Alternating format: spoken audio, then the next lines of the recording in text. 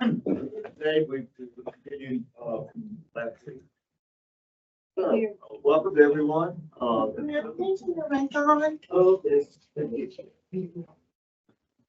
Alright. Again, welcome to everyone. I hope it's going to be worthwhile today. I'm pretty sure it will. There's a lot of information. We had a good meeting with Web on Tuesday. Got a lot done, I think, and a lot of information. And I know yesterday we talked about the stormwater issues. We had a follow-up on-site tour of all of our areas that are subject to flooding. And it was interesting, very enlightening as to what our outlets look like and what they, some of them are in good shape, some of them are terrible.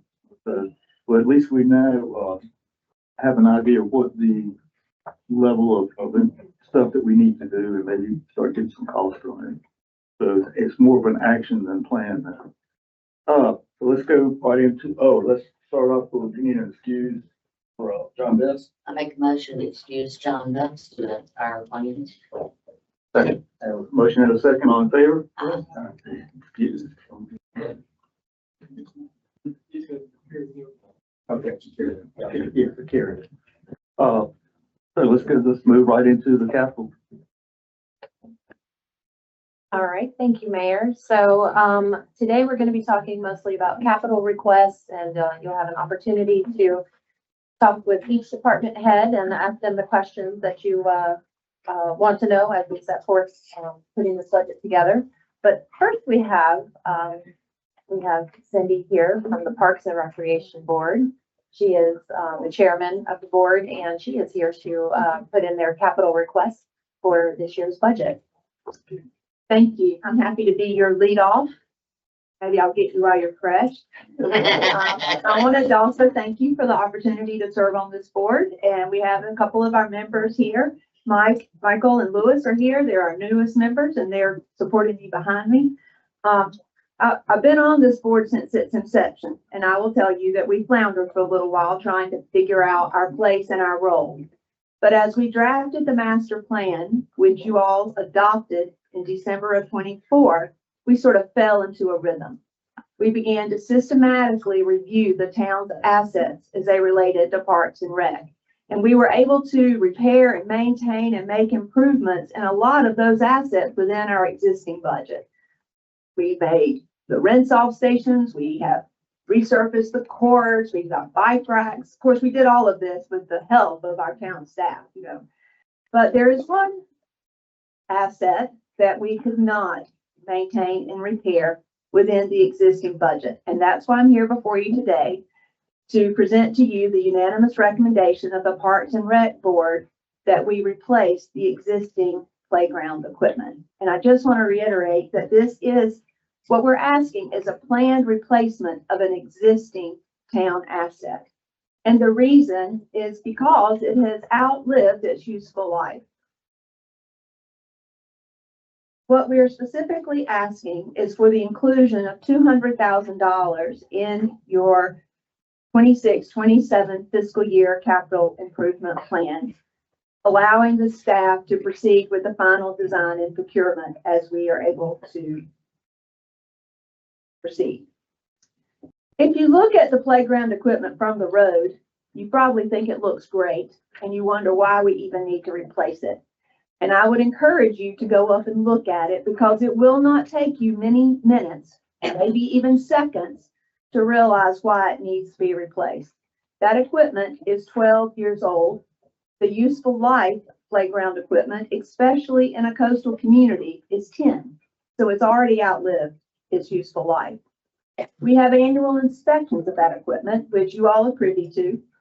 And over the past several years, it has flagged deficiencies, which our town staff has been able to piecemeal together and keep it going. And lastly, when we did the master plan and had surveys conducted of our citizens and our visitors who chose, some of the things that they noted needed to be done in the area of parks and recreation was updating the playground equipment, incorporating some shade structures, and giving better options for younger children.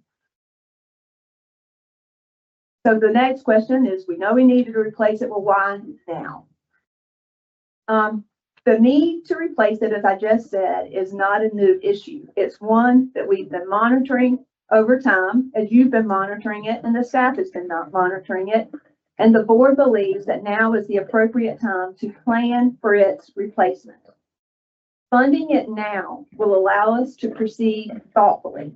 It will give us more control over the cost and the timing. It would allow us some pricing flexibility, the possibility to get discounts, negotiate discounts. If we delay the replacement, we believe you can expect higher maintenance and repair costs. You can expect the possibility of a partial closure of part of the equipment.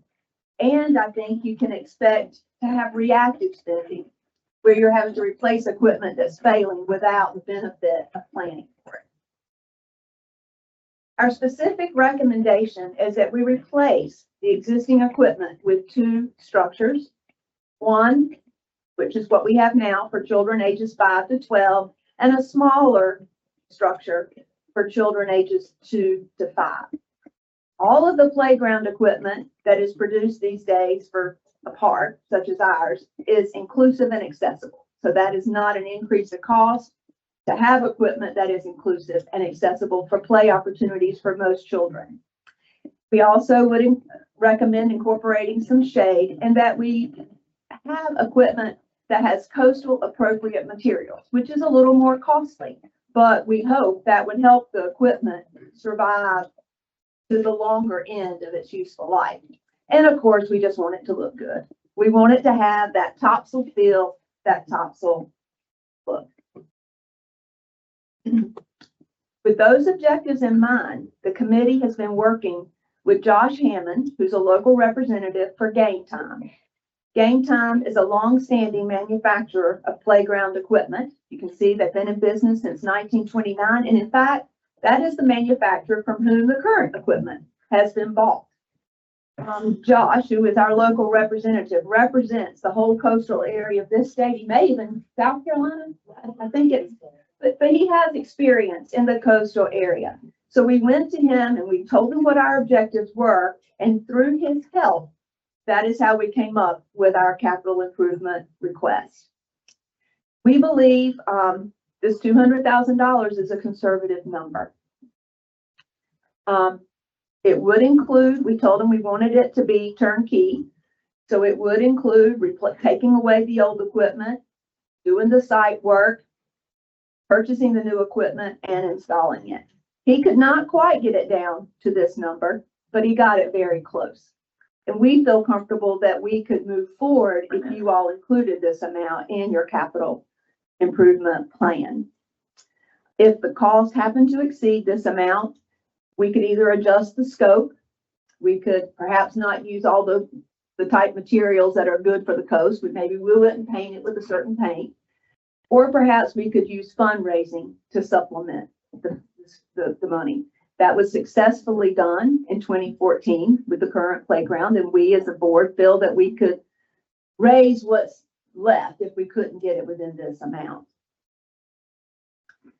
So just in closing, the intent of this recommendation is to manage the replacement of this town asset as a planned replacement cost, not a reactive one to equipment failure. The board believes that planning the work now is the most fiscally responsible option that we have. And with that, we respectfully ask that you include this amount in your capital improvement plan for 26-27. And we are happy to answer any questions or have our staff help us answer any questions that you may have. I have one. Go ahead. When you talk about separating into 2 different areas, which I agree with 100%, can we still do it within the existing footprint without making it feel crowded? Yes.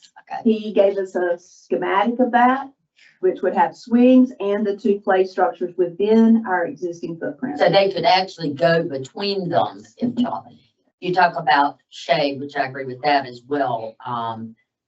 And I remember the recommendation and our consultant was to put a tarp over the whole thing. And I'm sitting there when he said that going, that'll make it through maybe one weekend, not this weekend, but And I think we do need some shade. We've got that picnic thing. Is that kind of what you had in mind? It's just a closer proximity place where they can get out of the sun. What we've envisioned is that some of the play structure, not one that covers the entire play area, Mhm. but perhaps a shade structure over the slide, sort of incorporated into it, which could be fabric or it could be a plastic. We both have cost advantages, pros and cons. We've talked to the representative, he's talked to Tom about what would be the easiest, Yeah. what would last the longest, provide the best shade, and be the easiest to maintain. And lastly, I'd have to say, I think I'm probably one of the few people up here. I've slid down the slide. I will admit, I've been on the jungle gym and I swing on the swings. That equipment's tired. The funny thing is, the swings, I've complained several times, those and the ones at the church, they're too high for little kids. Even I can't get in them, and I'm taller than many kids. But that equipment is used extensively. It's probably one of our most used assets, and it's tired, it's worn out, and it's got some areas where I just feel like it's not safe. And to me, not replacing it is kind of a liability. Next question, are there park grants that we could apply for? There are, we believe this number would enable us to do it without applying for a park grant, one of the state grants. Right. And working with Game Time, they have their own, what you might call grant process, which is really just deeply discounted equipment. Mhm. So we believe if we're able to do this in a planned way and work with him and over the course of a year, we would be able to come within this figure. If we go the route of trying to get some of the money through a grant administered by the state or most anybody else, Mhm.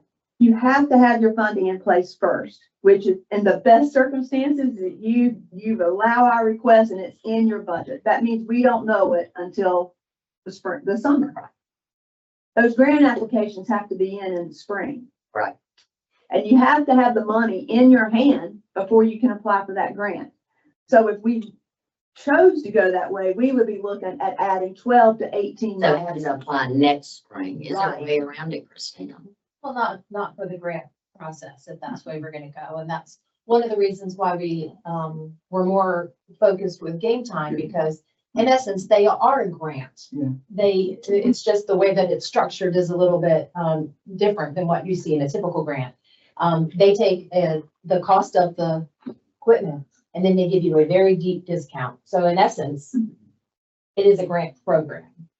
And it's actually how we found them. We were looking for grant programs, and how we kind of stumbled upon them. Of course, again, we've already worked with them in the past, so that made it even easier.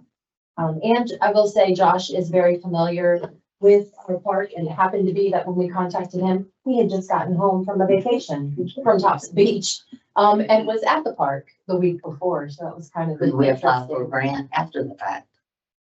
I'm not sure if we can apply to get reimbursed for a grant after the fact.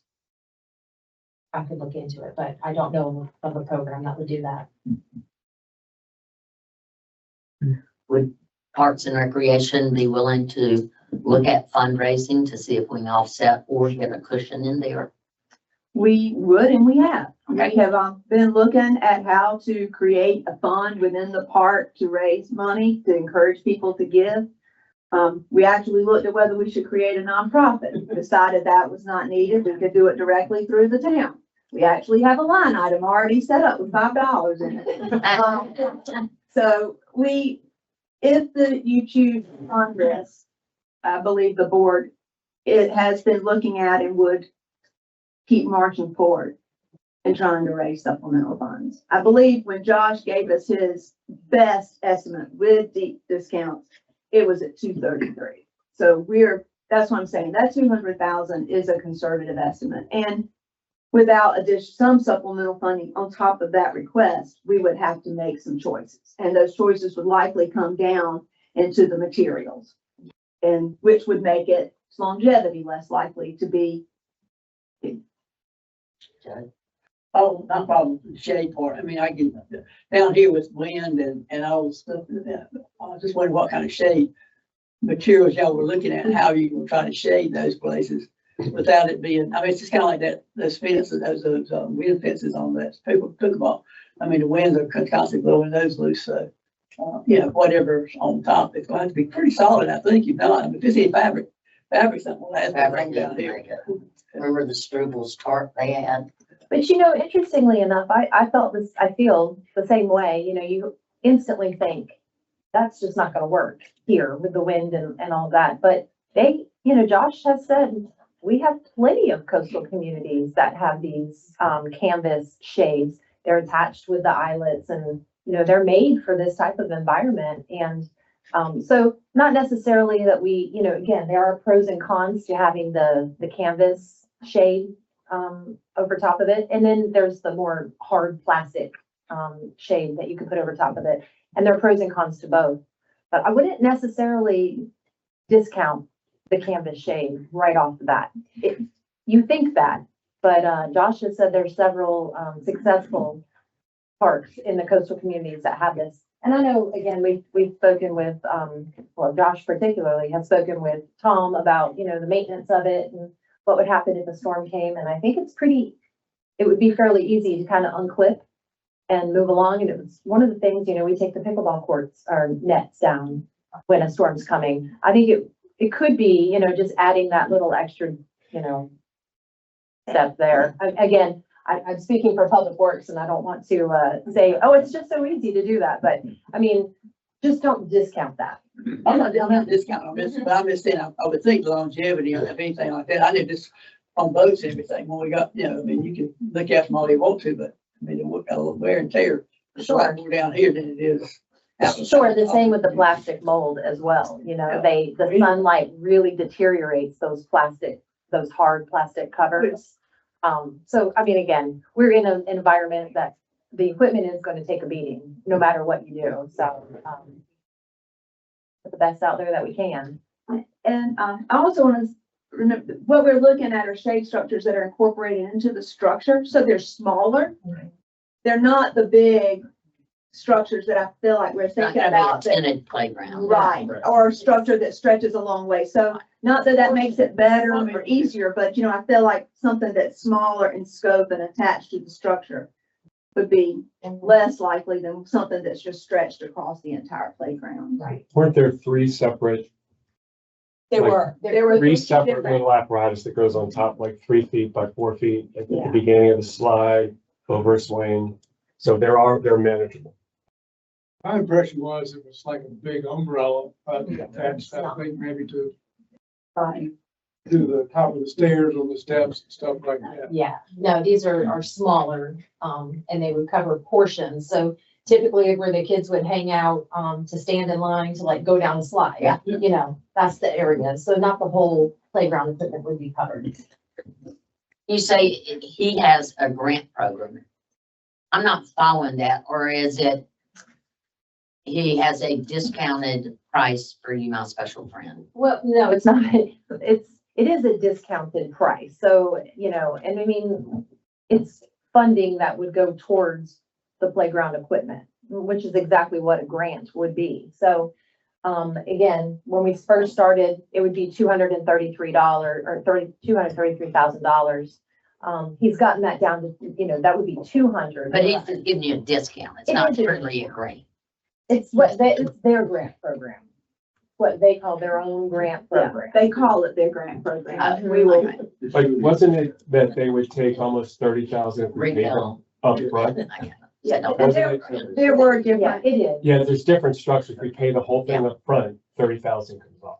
and that is part of why we say, if it is a So it's a plan, discount. right, and if we're able to, but even the 200, if you bought that equipment, not discount, I mean, if you bought it at a certain time of the year, it would be far more than the 200. Right. That's what I'm saying. If we're able to plan for it, then we can look at the equipment that is going to be discounted. I mean, we have time to look at discounts, to look at price flexibility, to pay some of it at the time of purchase so that we get this discount rather than being reactive when that equipment fails on us. Have you already chosen the layout and the plan and what it looks like, or just We have wait until you know you got money to go that far? we would wait. We have looked at schematics to see what we could get for that amount of money, and we felt confident that what he showed us fit our needs.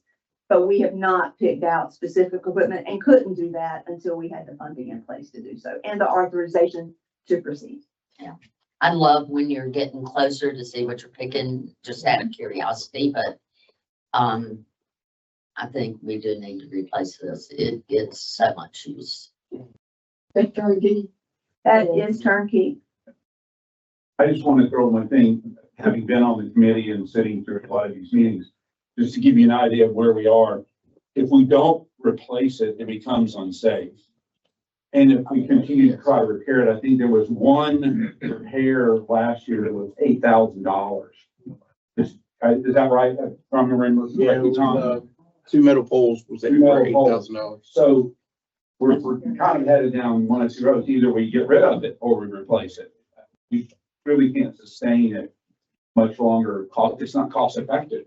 And it's also a safety issue. We got a part, we put it there, we need to maintain it, and when it wears out, we need to replace it, just like your stuff at your house.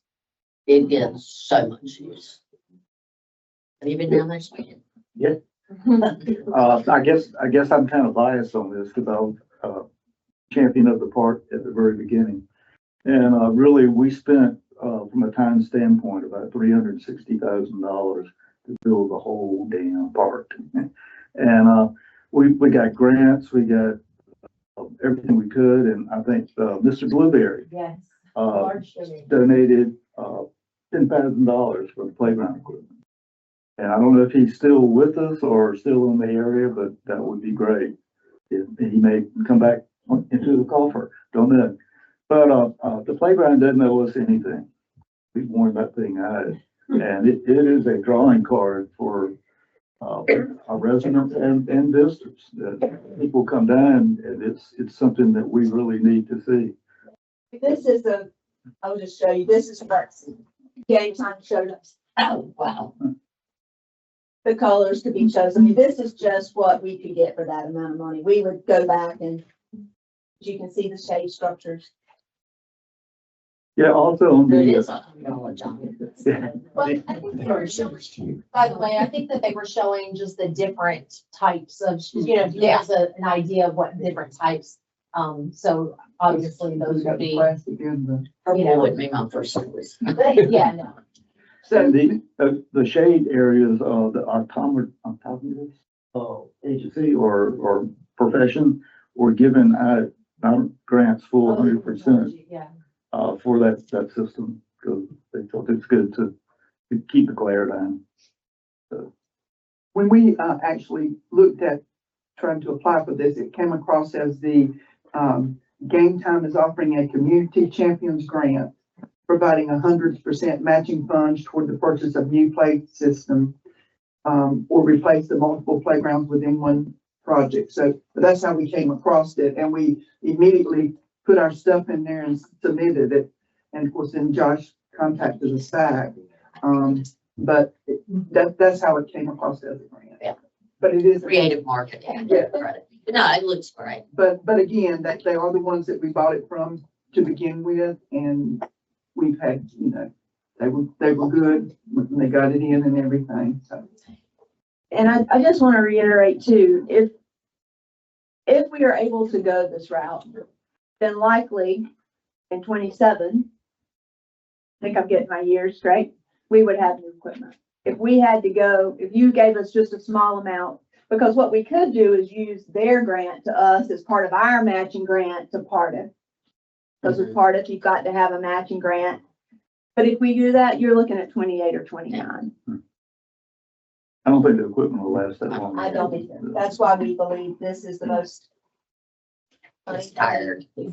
responsible thing to do. It's great looking, but it's tired. And if the board does decide to go ahead with the project, we can put it in the budget and we can still raise funds. And it just means that the money would just not be spent. It would go back into your fund balance or the capital to your capital reserve. We're grateful to South Bend. If you donate a certain amount, your name goes on a plaque at the park. Well, we have thought about different opportunities for that. I think too, we've thought we'll put a QR code at the park. And anyone who's there that wants to, visitors even would come there and say, hey, I'm I'll donate, you know, this is a great park. My kids come here, my grandkids come here. Having that available during the summer concerts, when that park is heavily used and playground equipment is heavily used during those concerts. So, also having something on the website, when you go to our Parks and Recreation page, having a QR code there, somebody can just make a donation. So, I would say that the board is very, You've spent a lot of time. imaginative on how they're going to maybe create some donations. And and to add to that, I also believe if you all approve this capital request and we're able to get a rendition such as this, which you're able to put out for people to actually see, I believe it That'll can create some excitement. So the board has talked about supplemental funding ad nauseum, and I'm sure we'll continue to do so. So we're ready to lift that if you all.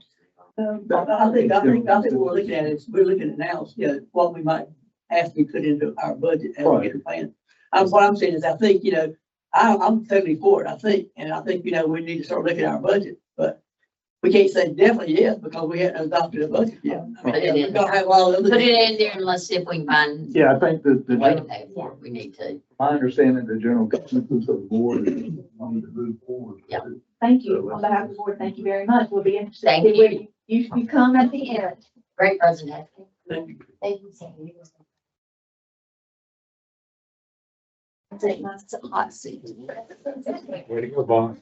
We're gonna do a little changing of the guards here and bring up the police department. Feel like a few days now. What's that? No, I'm running too crazy with you. Do y'all have the capital budget in front of you, what I've asked for? Yes, sir. Okay. So first and foremost, I gave everybody a handout. It's kind of our scheduled vehicle replacement. And I have extras if anybody in the public would like to see that. So we're asking to replace one vehicle that will be surplus. Also, the outfitting of the vehicle, which is $1,900, which is outfitting means they take the equipment out of the old vehicle and put it in the new vehicle. We have a radio shop do that.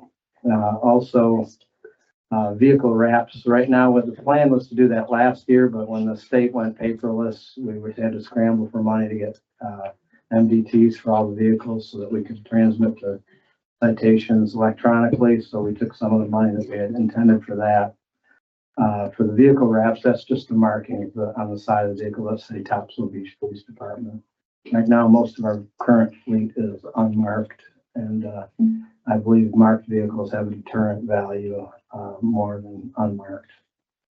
And lastly, the portable Motorola radios. We're about 6 years into Motorola's 10-year cycle where they like to discontinue radios. So I've been trying to ask for some every year so that we're not hit with a huge bill to replace our entire inventory of radios.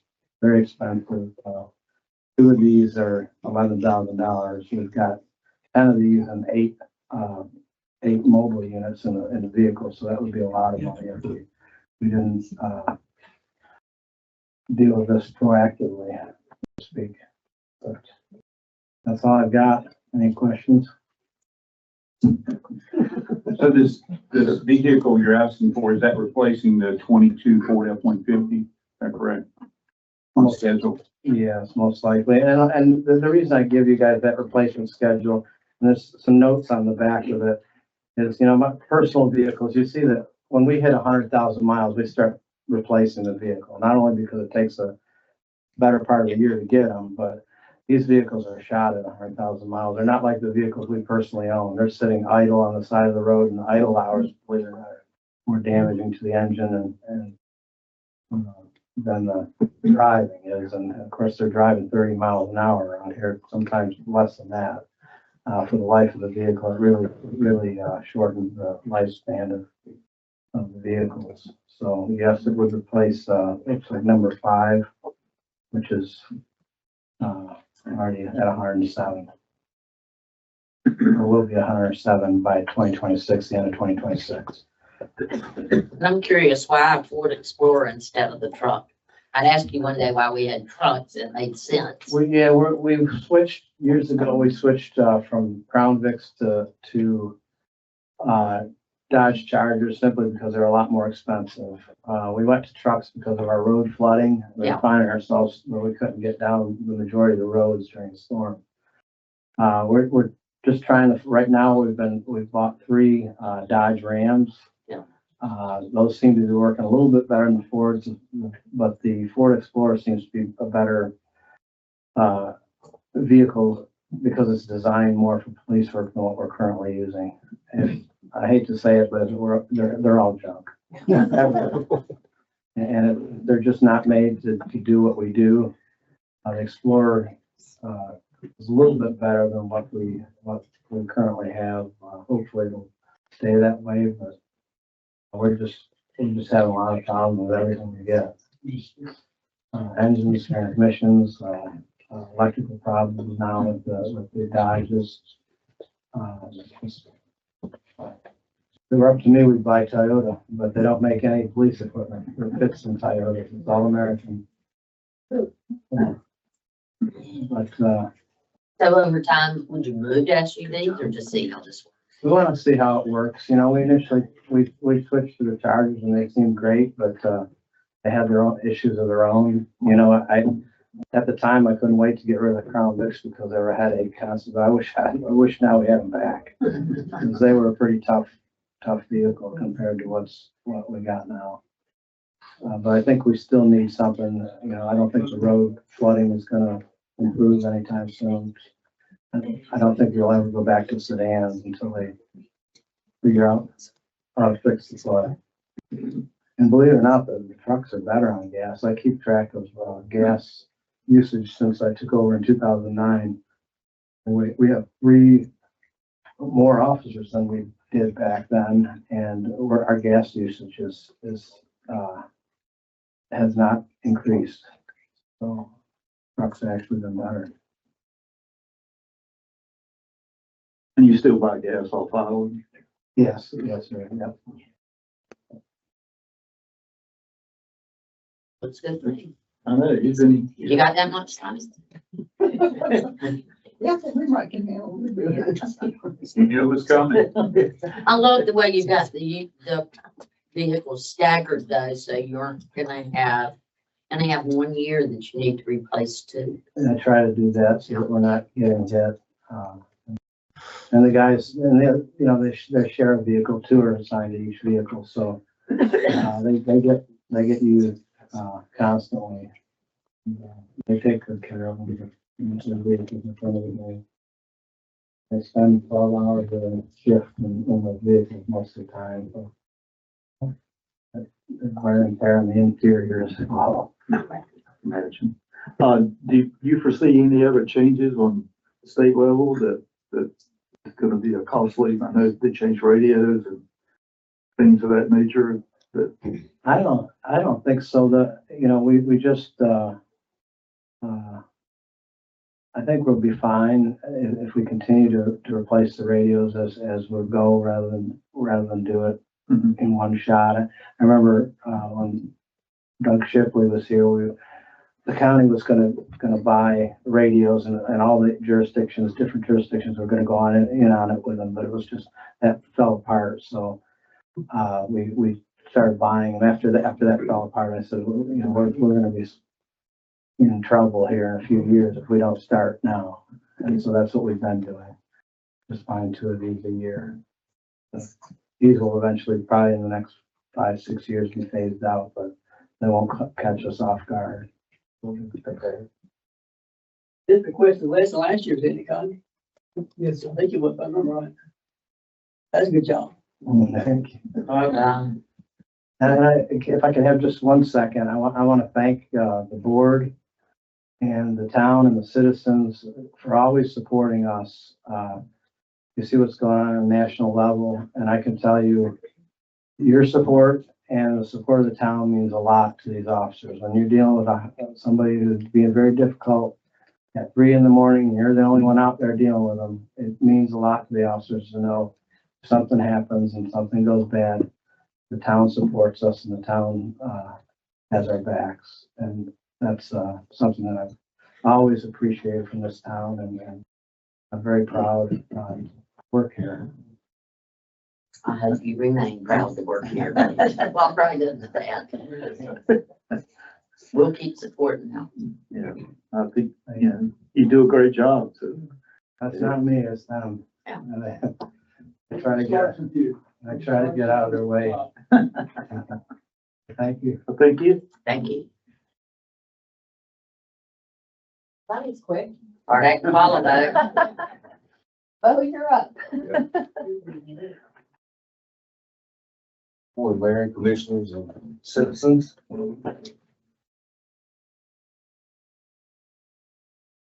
Sermon. That don't be used very much. In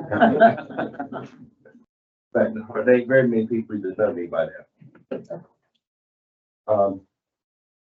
As I'd like to say, on our capital this year, we have, kind of gone through the things that we need and we feel we need. It's not a want list, it's really a need list, and that's what we've tried to bring before you today as, things that we do need, and, I'm glad to explain any reason that we need them if at any point. But, as everybody knows now, basically, all your saws and, equipment now is basically going battery. They're so much stronger, they're so much better, they're easier to maintain.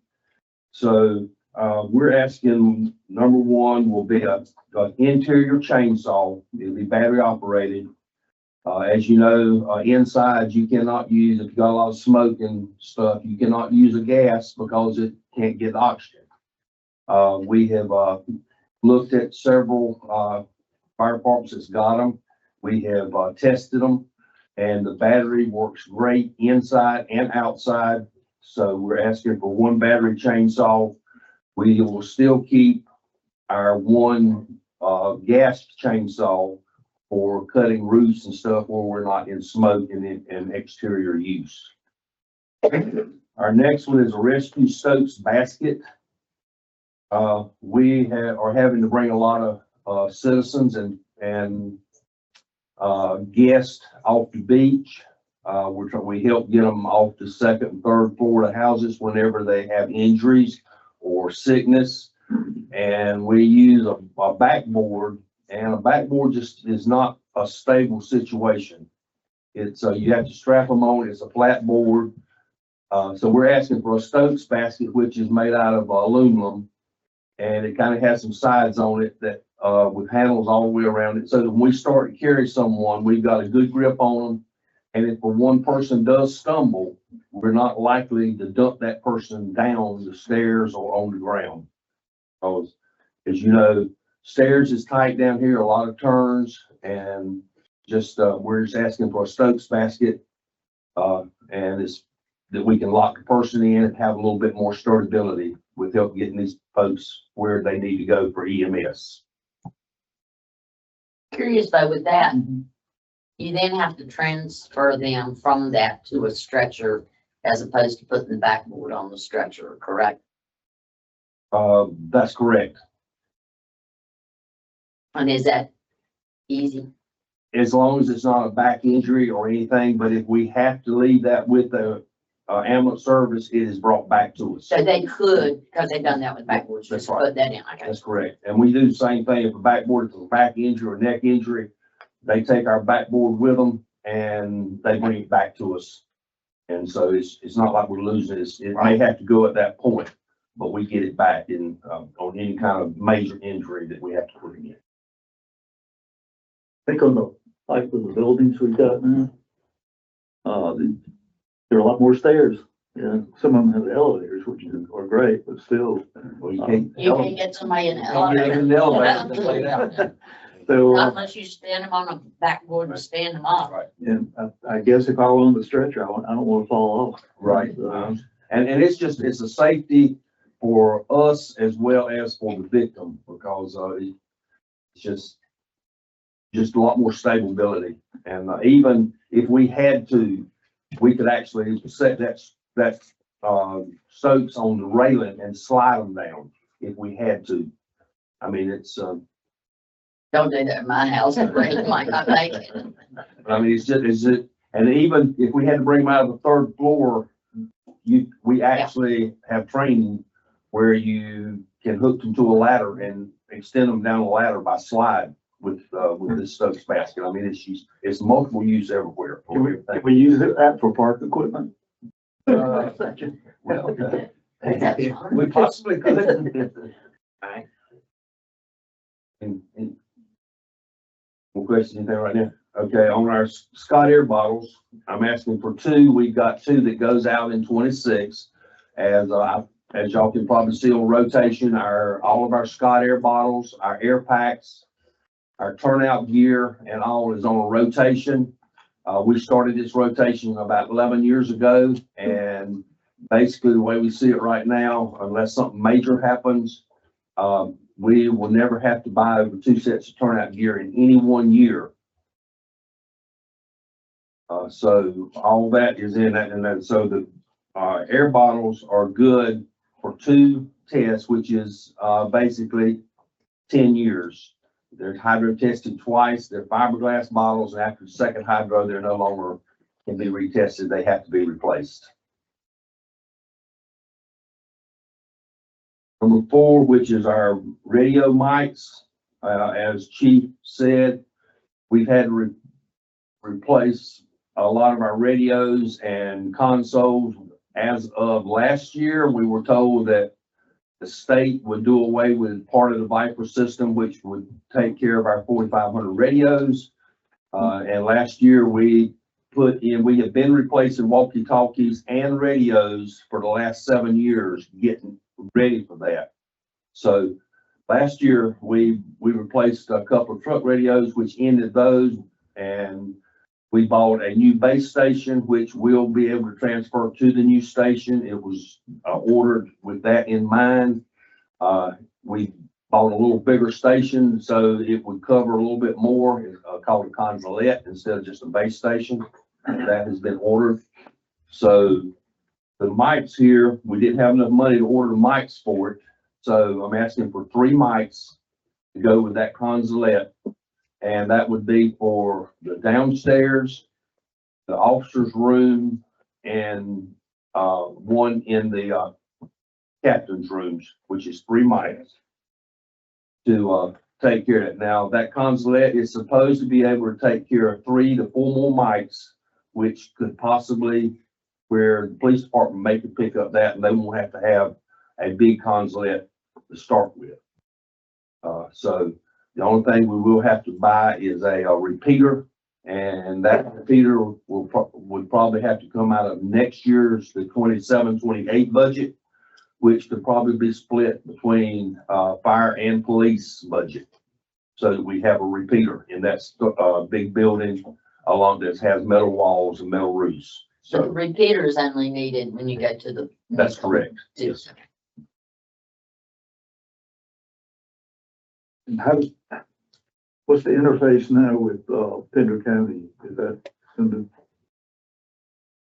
for our communications? Is it, well, the fire department, I know we do cooperative services if needed, but that still remain? Yes, sir. Everything they still go through the 911 system with the sheriff department in Burgall. Okay. All 911 goes through that interface, and I'm not sure, is all of yours still go through their chief? Yes, not through the state. And, We all use the same frequency now, so we can share a channel on our radio, but we're on different systems, essentially law and fire, but there is some interoperability there. and all the radios could have police and fire and EMS in it that we've got, so we could cross communication if it was so desired to. Good. Okay, number 5, that's a forcible entry cutter. Basically, the forcible entry cutter is a hydraulic tool. It's battery operated. It's used for opening car doors. Anytime you got extrication of a vehicle, it's used for lifting heavy objects. That's anytime there's something to fall on a person. we got access to be able to lift it without having to call Public Works to go get their big front end loader and try to get it up under to get it lifted off of them. You know, also, it's used for opening elevator doors, trying, if an elevator falls on someone, which we've had 2 of those cases, just across our line this past year. And, where if they had not had that tool when they got there, they would have had to wait for a crane or something else to come and move that elevator enough to got the people out. So it's, a tool that I think that we need. We don't use it a whole lot, but when you need it, it's basically the only thing to work. We had a case where a pipe fell on a guy at the south end 3 years ago. We had no way of moving it. Basically, we had to wait for the big front end loader to come off the beach to pick that pipe up for us to get the man out. He was deceased at the time, but it's possibly he may not have been deceased. He could have been on a lower unit but he could have still a long time to wait. So we're asking for that entry tool. And that's the reason we're doing it. Does Surf City have them? Yes. They got set on every truck. Or on both of their frontline trucks.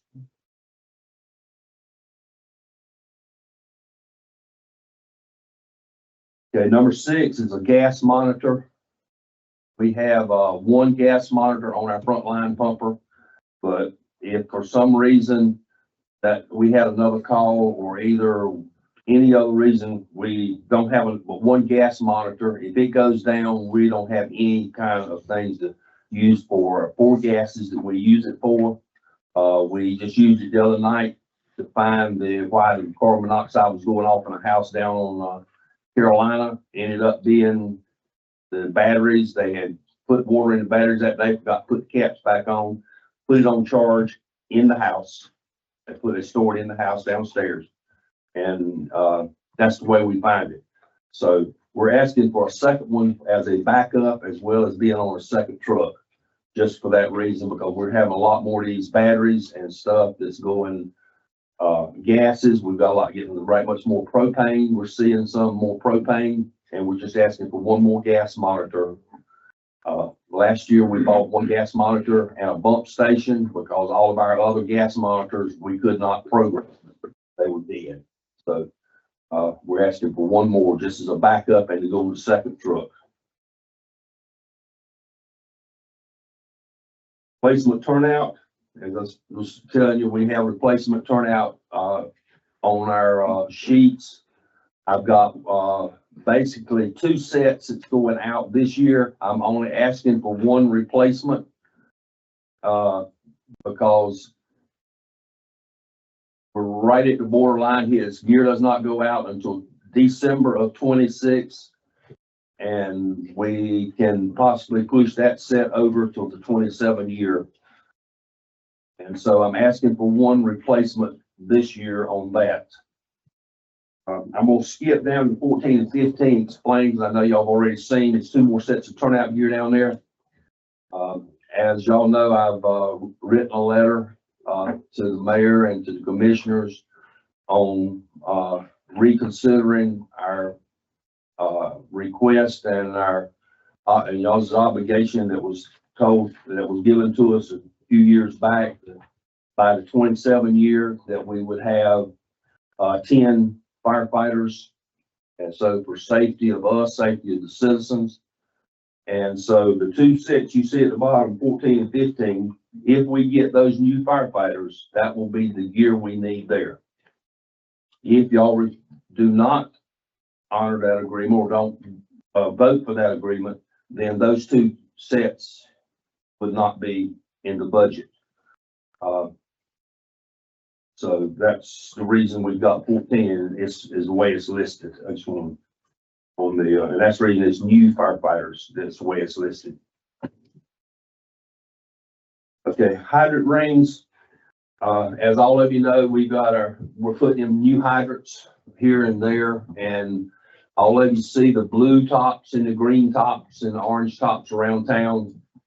These hydrant rings go around the hydrant and they're reflected with lights and stuff. We would no longer have to paint that hydrant top. which with these new hydrants will look better, all of them being one color.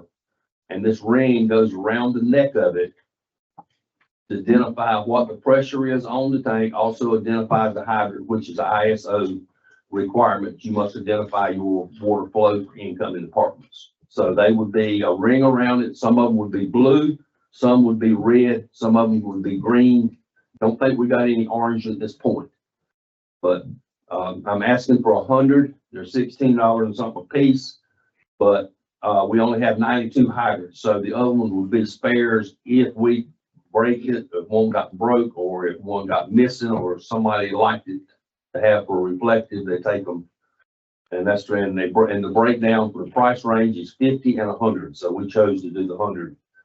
And basically it'll keep us from having to paint the hydrants, which paint down here flakes. They don't have lead in anymore. So it's hard to keep them looking. I hate painting these brand new hydrants. It look good right now. But the new ones, do they come in color coded? No, they come all red. Because So Tom, you have to go paint them? I didn't know that. the fire department goes. Oh, y'all paint them? Yes, ma'am. And these rings, are they LED lights or just reflective? They're just reflective, tape or whatever they use for. I'm not sure which ones these are. This is the one that Surf City uses, Pender, Fire and EMS using. And also we just basically went with the same ones that they got.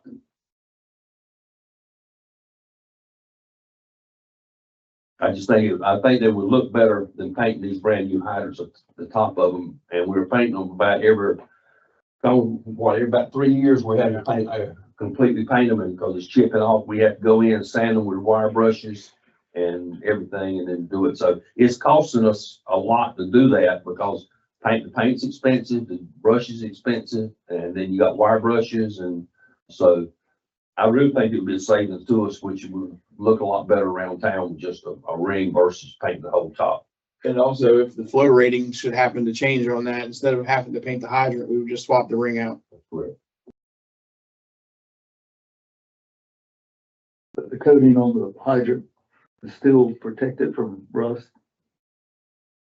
The hydrant, you're saying you don't have to paint them? Well, we don't have to paint the top of But it. the that top, color. you're just talking about the top. The Okay. top, yes. Yeah, the hydrants themselves will still need painted, however, but it just won't have to be as frequent, and all of them will look the same as well. Same color. But, so you have to order a certain number of red, certain number of blue, certain That's number of correct. green. So That's if it correct. changes, do you have to go order more? Well, I've got 100, and the 9 excess would be in like 2 colors. And and if you had to order one, you could order one, but instead of $16, it probably costs you $20 down the road. I mean, you see what I'm saying? Yeah. So that's just a breakdown. At the 100, the breakdown was that cost. Does the pressure change over time? It could. Is that common or not very? Depends on your systems, and if you would put up another tank, say at the other end or something like that, I mean, it could change. And so if you had more water pressure coming off of it, it could go up or it could go down. I mean, it could, you don't, the pressure should never change until you change your system or you have a failure. So you don't do preventative testing of the fire hydrants? You assume they're all the same unless there's a change in the system? We test them every 2 years. We get static and residuals off of them. They have to be tested for ISO, and we test the hydrants every 2 years to make sure they maintain that. In fact, we just tested the one at Blake 2 weeks ago for the building. They had to have a thing. So we've got our own tool. We test our own hydrants and every 2 years.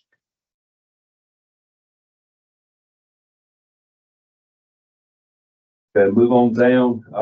The next one is empty 3/4 nozzle instead makes bore. Firefighting is changing a little bit. They're getting away from the fog nozzles. They're going to straight streams because of lack of manpower. And with manpower, they can stand at the front door and hit the fire at the back door, which is, I don't like as a practice, but it's done. And it's because at times you're not allowed to send one firefighter in there, so for some reason, if something happens and you only got one fire on the nozzle, he can reach it. Now, that comes with, you can remove that straight bore nozzle and screw a fog nozzle on, which we have a fog nozzle now and can be done.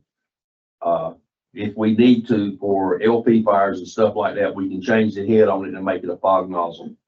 But we're asking for the straight bore because we have never used a straight bore here before.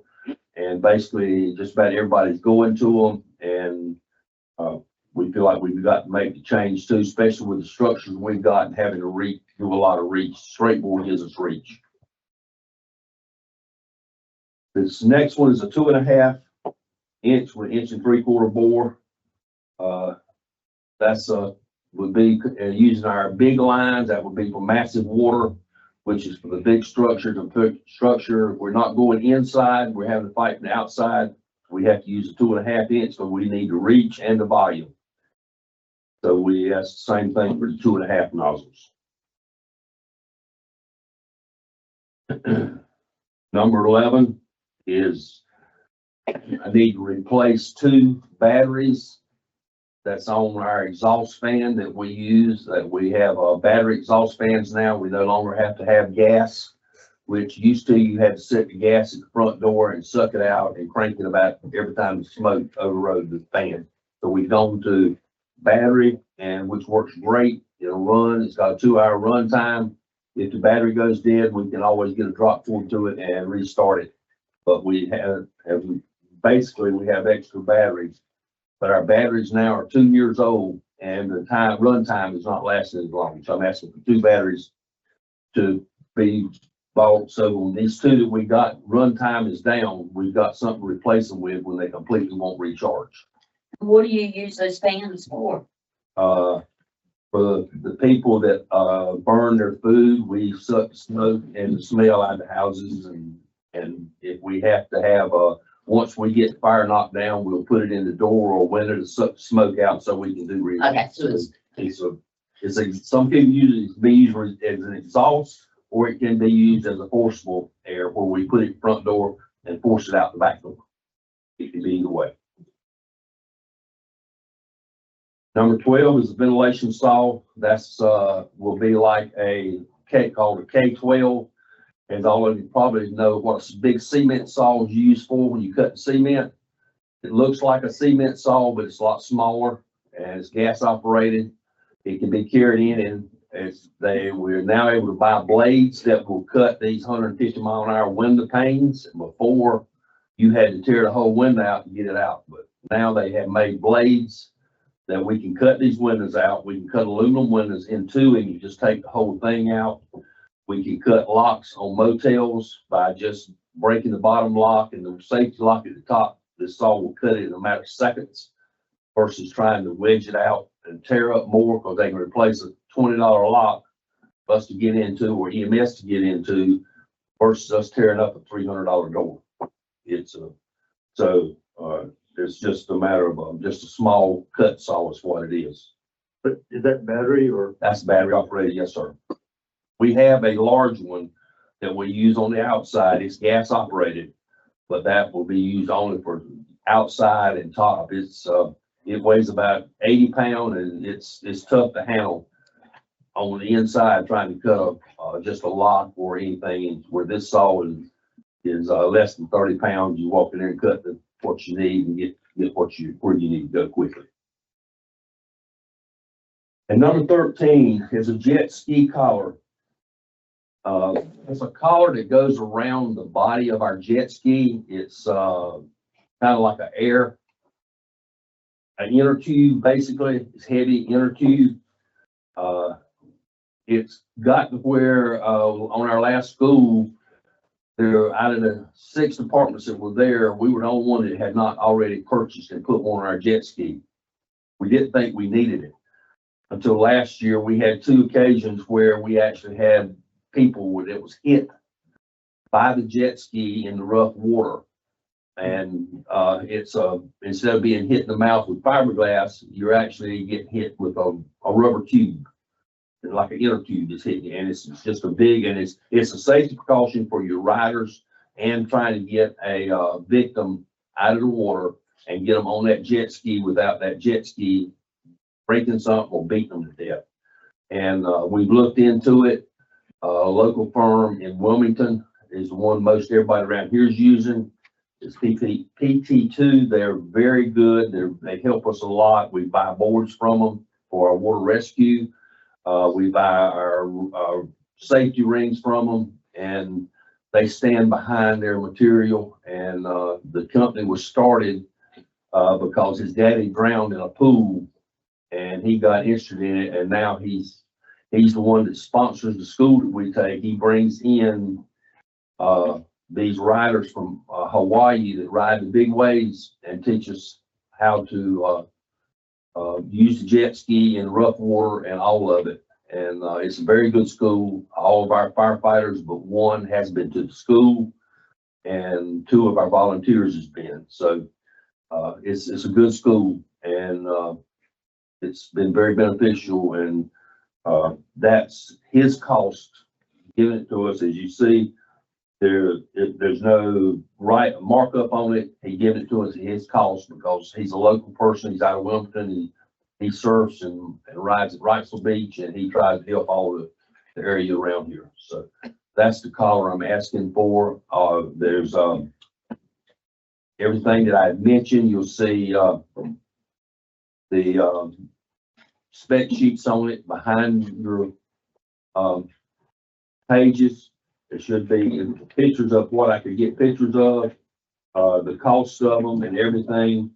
Like the collar, if you go to the last one, it's that collar, it shows what it looks like, specs on it.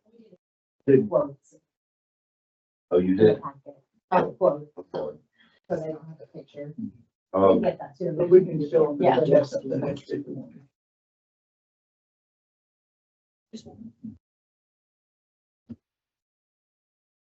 This is.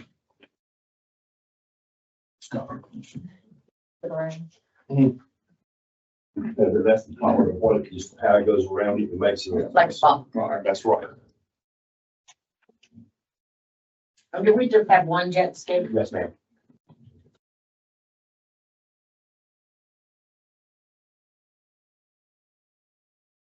It's probably a different question. All the batteries that we're getting, different tools, interchangeable batteries, or Everything we're getting is DeWalt tools. so it's all. All of it's interchangeable. Yes, sir. Yeah, 'cause I never kind of have a problem with. Yes, sir. Even the fans are DeWalt, our, forcible entry tools DeWalt, the cut saws DeWalt, chainsaws DeWalt, everything's interchangeable with batteries and chargers. Good.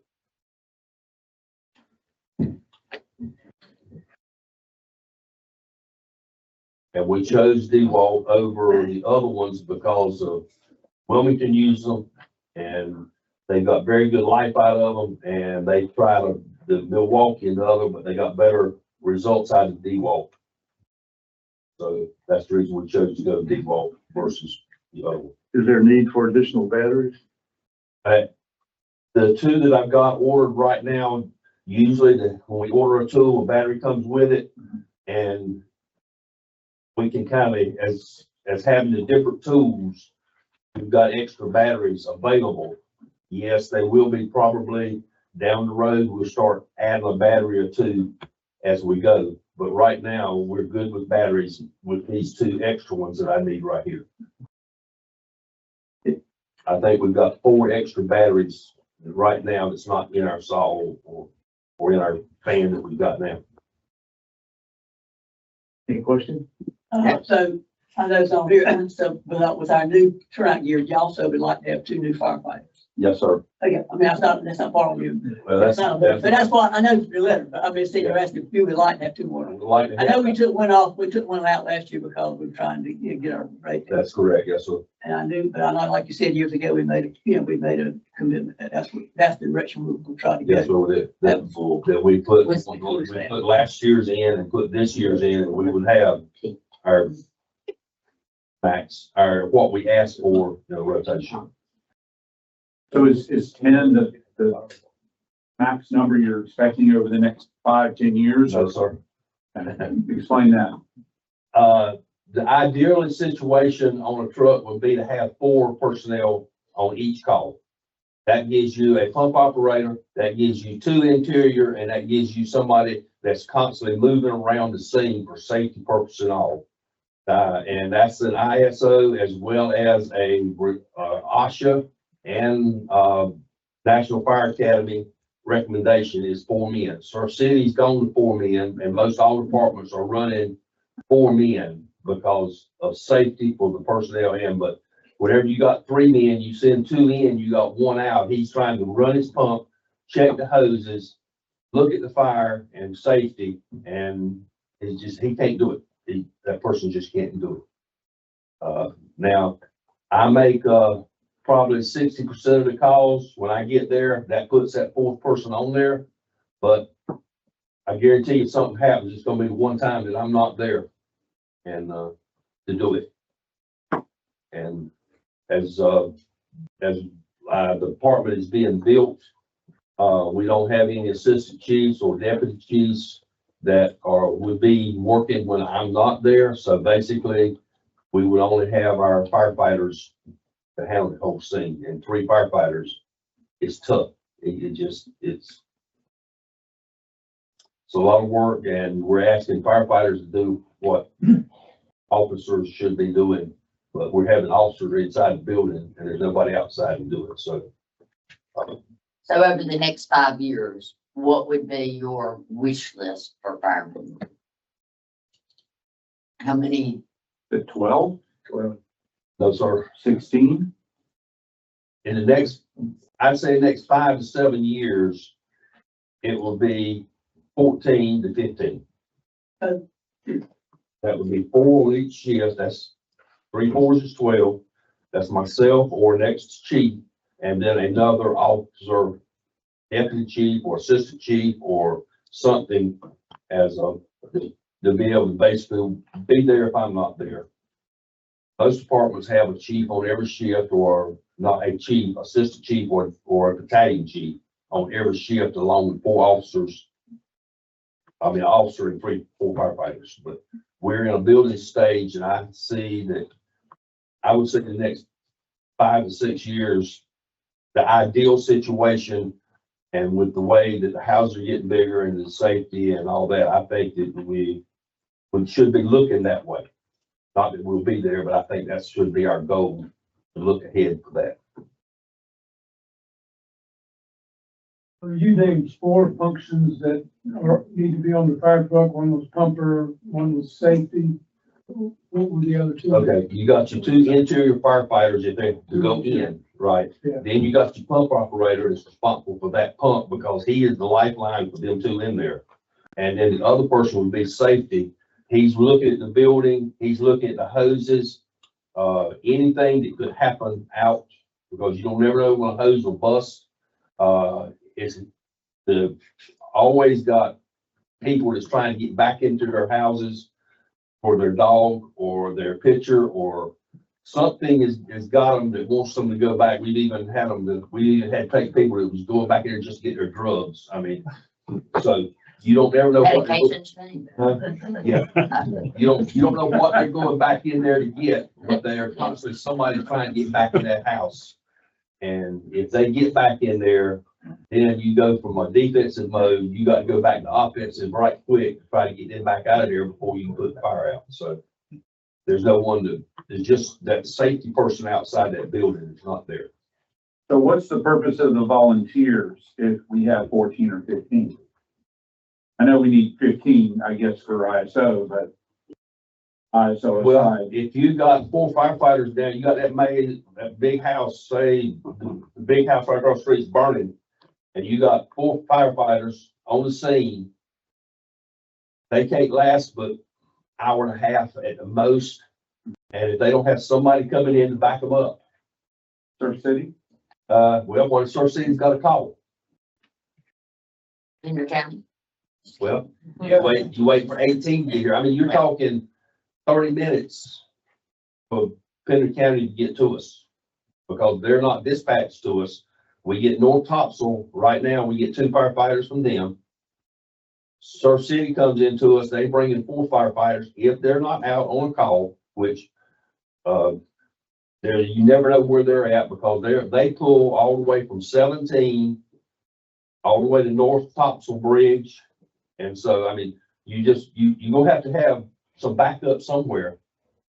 And your volunteers is your only hope. As you know, all of our volunteers, but 2 live off the island. We got 2 that live down here, and one of them works out of town during the day, and the other one, you don't ever know where he's on his boat at.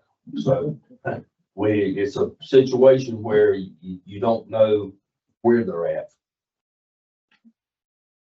And we don't know how long volunteers going, as around the world and around the states, volunteerism is going down. People are not volunteering anymore. We're fortunate that all of our volunteers, but 2 full-time firefighters somewhere else. They're trained and they love it and they want to do it.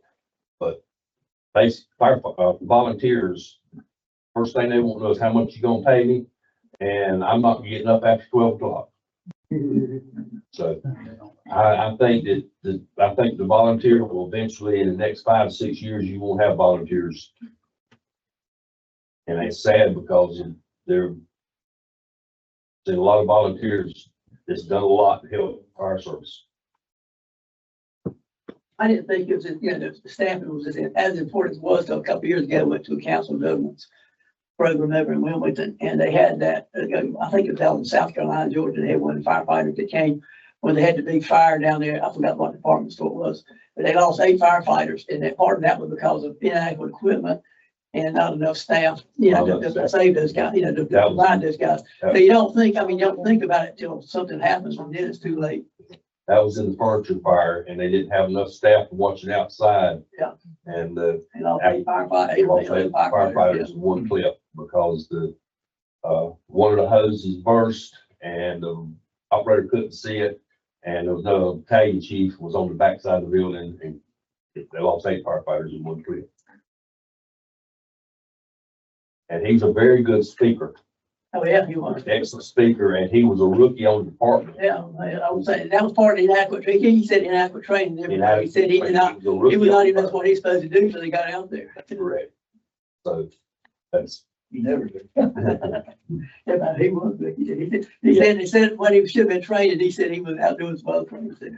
He even took credit for that. Yeah, he did. He takes credit for it. He said he remembers it. He said we got to go to bed at night every night. He remembers that. Those guys. Is there any question about any other, the other part or anything I can? So I've had one question. So the overtime is because you don't have 3 on a shift because you only have 8. So the overtime to get you to 9. Well, 3 per shift. Right now, if I have somebody on the shift with only 2 guys in, I have to call somebody in. Okay. And that's just to make minimum of 2 guys. Right. We cannot even, that truck can't leave the station with 1 person on it. So it would would not cut it all out, but it would cut down on a lot of overtime. Like if one was sick, or if one was in school, or he had something that he was gone, we could run that shift with 2 guys.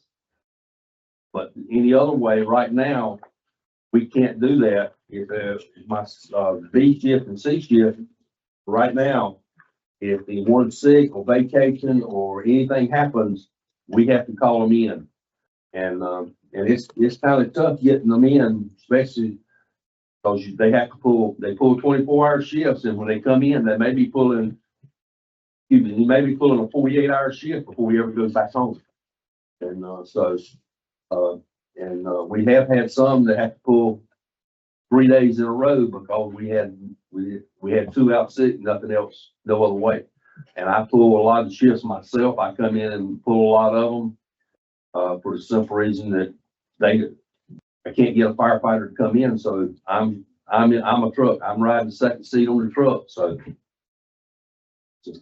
which I don't mind doing it. It's just I'm a little bit older than those guys, and I'm not going to be as efficient as they are. But at least we can get the truck there, and we'll do the best we can, and we can get some help there. But it would help on overtime having a free for sure. We need, as far as the board give directions to Connie, and then we're looking at trying to put that 1 or 2 firefighters with that budget. When you start preparing the budget, we have to give her direction. Yeah, we had one last year. Put it out. We pulled it out, but I think it's still there if we want to. I think the money's not, I think we had to make adjustments. No, we didn't allow the money, I don't think. But they had to, we said, still pulled it out.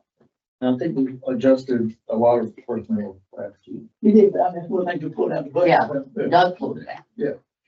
But, you I know, think we had one and Steve, we had a second. Yeah, put it in the proposed budget. We'll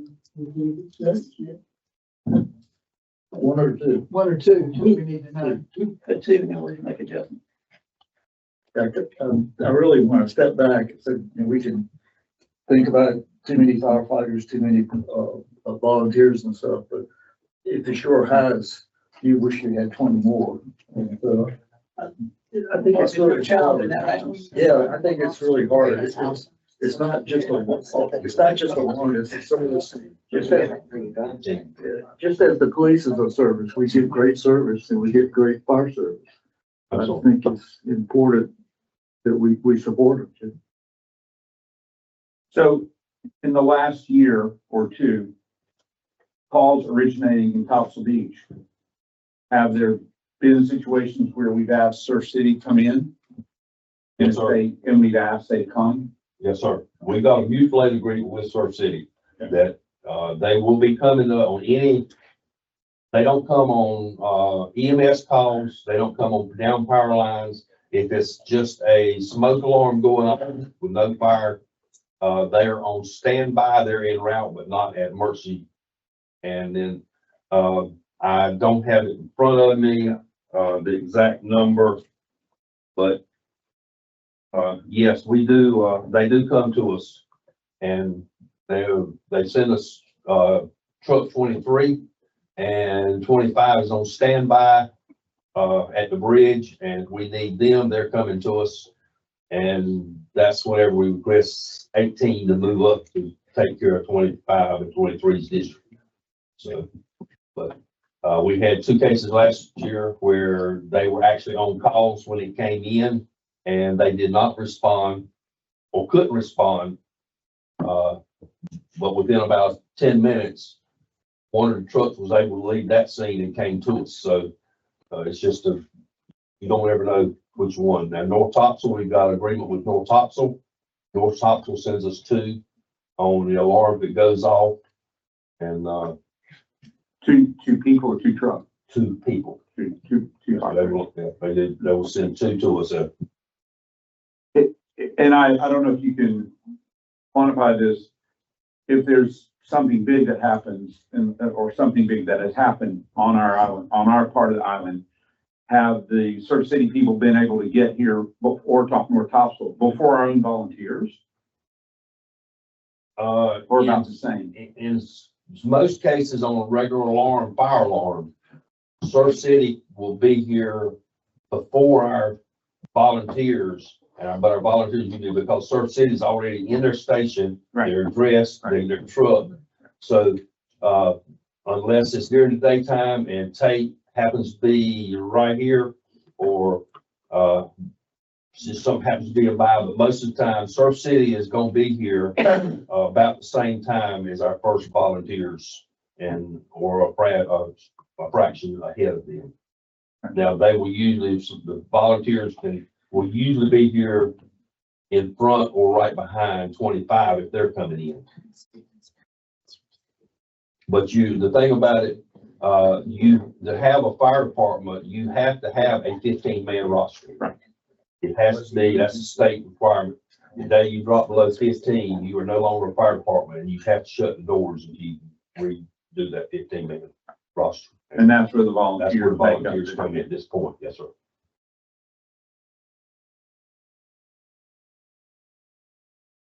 There's some question, discussion?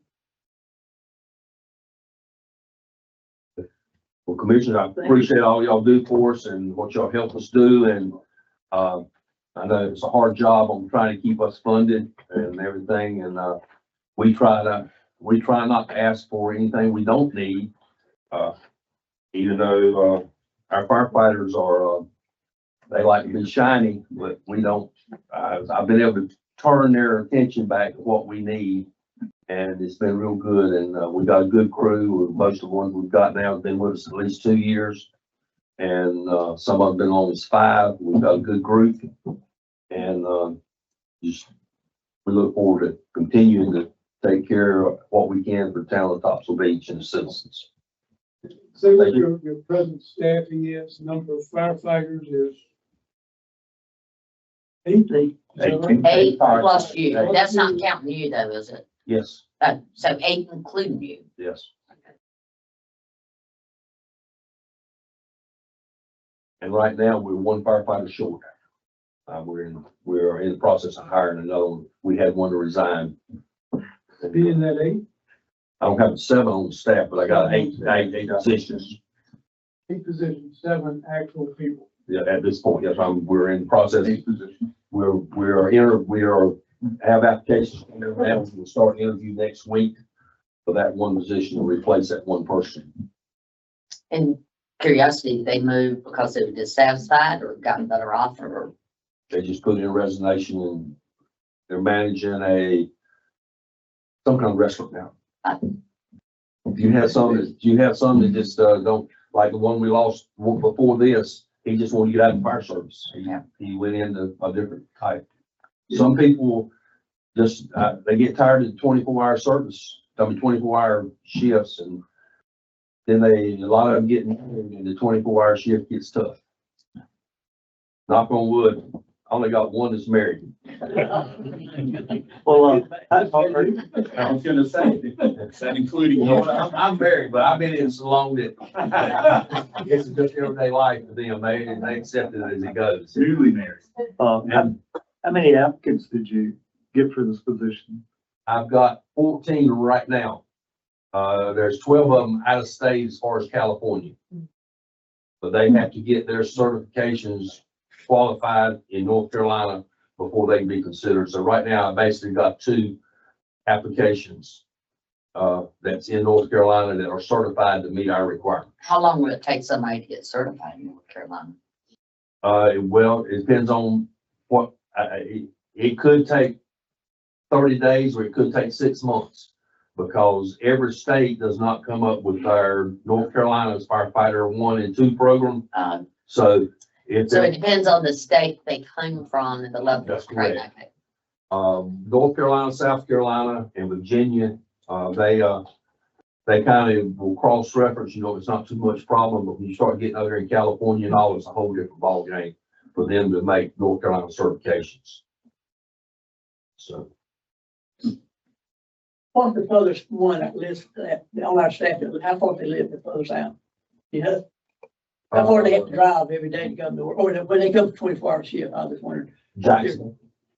Where's that? Jacksonville. So that's the furthest one? Okay, Yes, so we got some pretty close by, most of them are pretty close by. Most of them are in the Sneedsbury, Holly Ridge area, except one lives, right outside Jacksonville. So we're competitive with our, surrounding fire departments. Not in pay, we're not, no, sir. And that's one reason what we usually get is straight out of the academy. As soon as they graduate from the academy, everyone I've got right now, except for one, has come straight out of the academy, and you start training. They have no training whatsoever, other than unless they were happen to be a volunteer somewhere on another department. Except for one person, and he retired from the city. From Camp Lejeune for 21 years. He retired and came on that we hired 3 years ago. And So these 14 applications, they're mostly from straight out of the academy. yes, sir. Yes, ma'am. Ma'am, I'm sorry. I'm teasing. Yes, ma'am. And 3 of them had like 2 months from graduating. At least you don't have any bad habits when you get them. No. You hope. All right. Thank you. Thank you. Like, break. Yeah, let's have 10 minute break.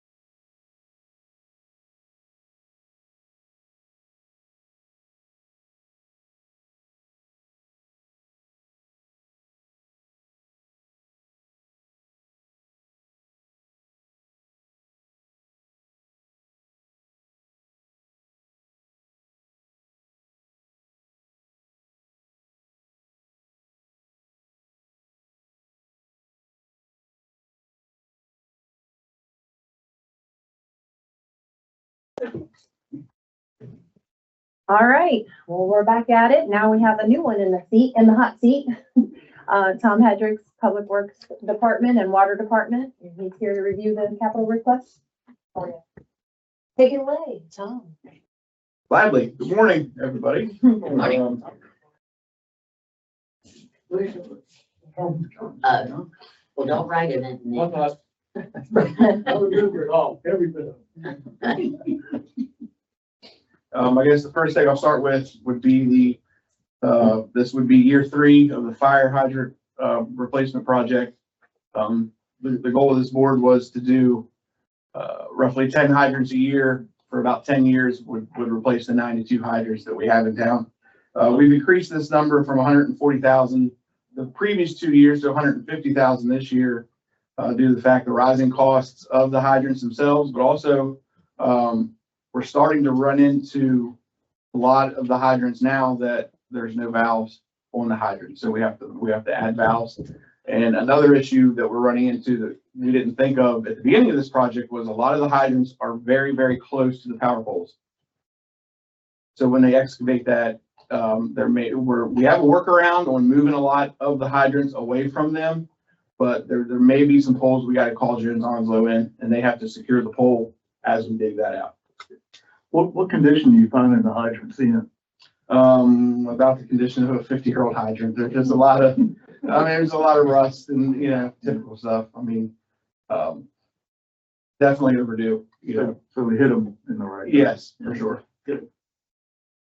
The second request is a Ford F-150. This is a replacement, for our 2003 Dodge 1500 we have, which is obviously it's 23 years old. It's got 80-some thousand miles on it. Got a lot of rust. It's got electrical issues. We kind of band-aid and pieced it together the past couple months to try to get us through, hopefully through July 1. You're going forward and we went with Grant Dodge. Yeah. And what's the difference? Why did you say is this a better deal? Or do you like Ford better? Do you like Dodge? We're not having any issues that Sam was seeing. We talked about this a little bit last year. Ours don't also, we don't sit idle on the side of the road. Yeah. For long periods of time as he does. We're not seeing the issues with the Fords. This would essentially be the same as we bought last year at F-150. It would just kind of be along those lines. That one yesterday was comfortable ride. Yeah, that's the new one we bought last year. The third one has a presentation in your packet with it. It is for it is a Bobcat Toolcat. Hopefully you guys have had time to go over and open to any questions you would have on it. That's something that's kind of bored out there, like when it says you can clean out the stormwater flow things. What's that doing? Well, it's not going to clean out the storm drains. It's just going to help with the street sweeping aspect. Okay. Clean the areas around it. I know gravel in the road and condition of sidewalks has been kind of a hot topic. I priced street sweepers. They were upwards of 300 and some thousand, and it was one function only. So this would be a machine that, as mentioned, can do multiple functions for a lot less cost. We actually visited the town of Sunset Beach. They're on their second one. They had one that was about 12 years old and they just replaced it with a new one. So we went to see it in action, and it's an impressive machine. Is the sweeper able to be tilted or throttled down to hit the sidewalks? That, Alex, you may be able to answer that because you have experience with that. Yeah, so the sweeper of it, it spins the opposite direction where it doesn't throw it out. So what it does, it actually collects it into its own bucket.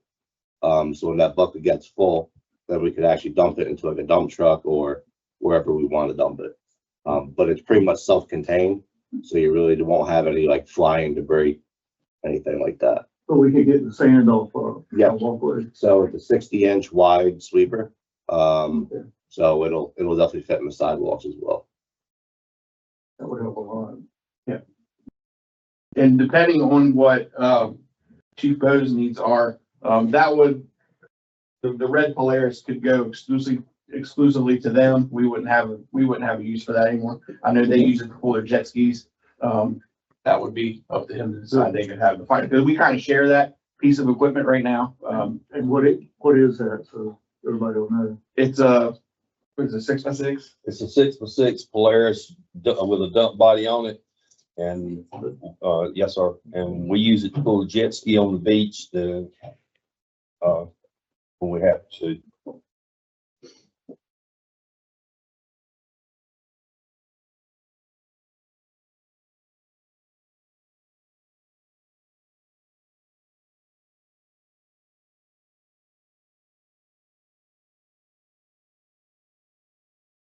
The question?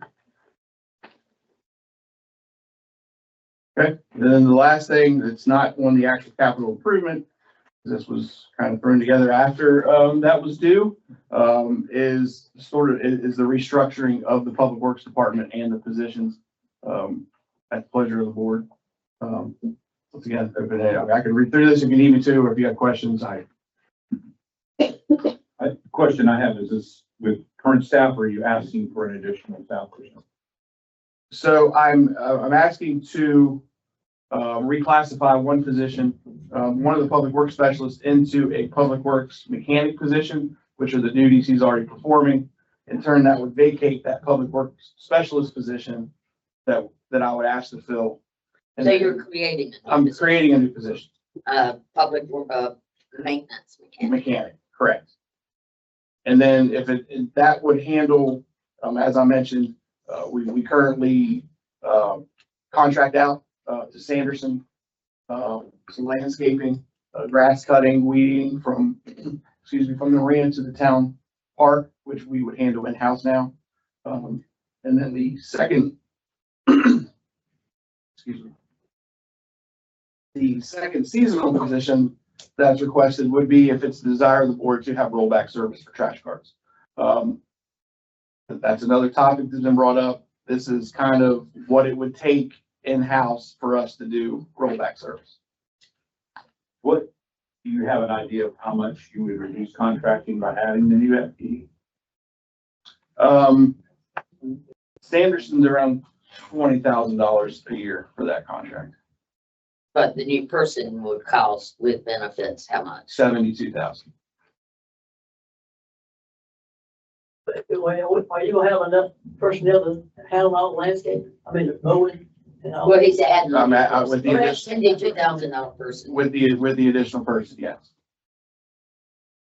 I mean, as I think this board knows, we've taken on a lot more responsibility, a lot more duties in the past year and a half or so, and the workload's, piling up for sure. On the maintenance mechanic, it indicate vehicular maintenance. Yeah, the goal would be, I'm talking to Christina, when we do move into the fire department, would be to put a lift in one of those bays and have full service mechanic abilities on site where we can.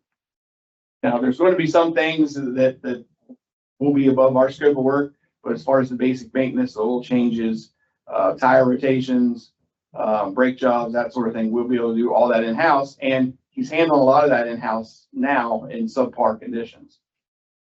Could that be a service offered to the police department? Absolutely. We would handle all town vehicles at the other department's pleasure.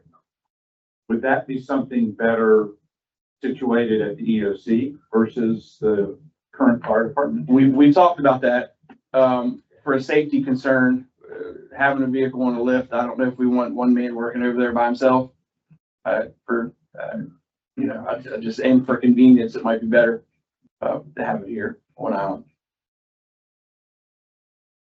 The agreement was whenever the EOC was purchased and put over there, it was only for emergency operating center. It was not supposed to be used for anything else. That was the agreement for that structure over there. So that was a provision of the grant.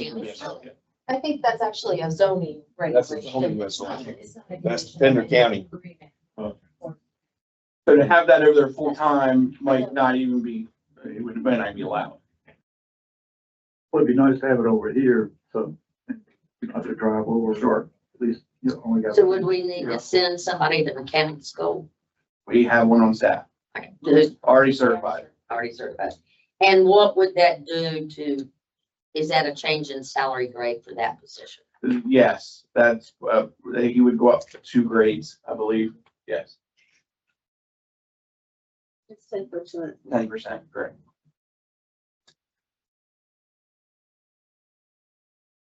And then once again, the seasonal would be if it's the pleasure of the board to go to the rollback service. As you saw, we quoted the outside vendor for that at $166,000. So we aren't gonna speak. So obviously not. So, Christina asked me to ask what that would, in-house, what it would take, and this is good. This is what I've come up with. If we had this additional personnel, that maybe the rollback service could be handled in-house potentially. So we've been talking about that. It's difficult because we don't know what rollback service really entails. We haven't done it. But we think that this might be an additional duty for that person. Was there a cost associated with that for the employee? Well, I mean, it would just be the cost of the employee having that additional And yeah, 70,000. So how much would the season, because you'll need the 72,000 that you got on there and then the seasonal. the seasonal, we were thinking, the seasonal total would be $7,500. That would be roughly from May, through September. And I actually have a call with, Chris in Surf City, who they have seasonal people that handle their rollback. I have this call scheduled with him this afternoon just to see what So What the all they would logistics do, that person would do is roll back. the seasonal person would be 100%. They'd be here Mondays. My thought being Mondays and Thursdays, 2 10-hour days, 20 hours a week. Okay, And that's all they would do would be rollback. could the Polaris be used by that person? So we have our own Polaris as well that we were going Okay. to use, for that, but we could, So we got 2 Polarises. yes. We have one that's public works and then one that's shared between. And the police department has, One. oh, you have a side by side. Yeah, side by side. Yes, okay. But you have a vehicle as well that can be allocated to them. We would figure, yes, we have a lot of overlap with staff working together on projects, so, before, even with the new positions, before I'm asking for vehicles for all of them, I'd like to take the year to, if this were to happen, assess what the needs were before we go buy vehicles that we don't need.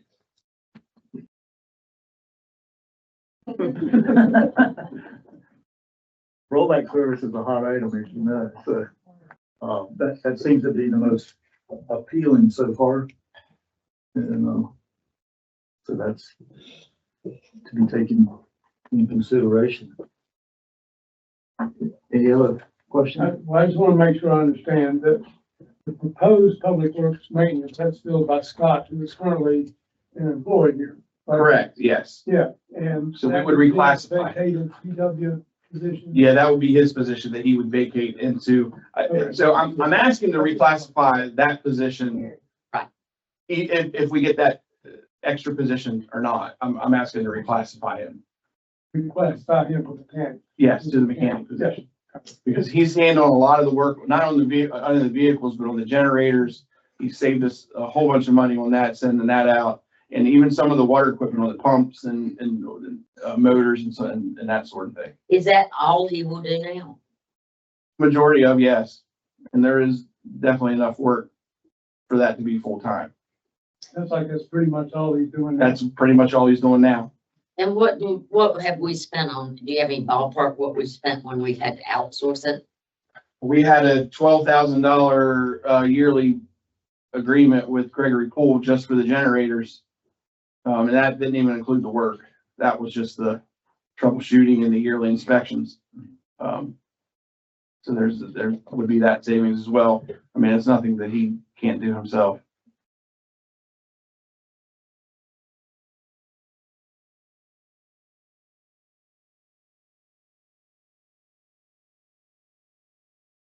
You're asking for one full-time and one summertime job.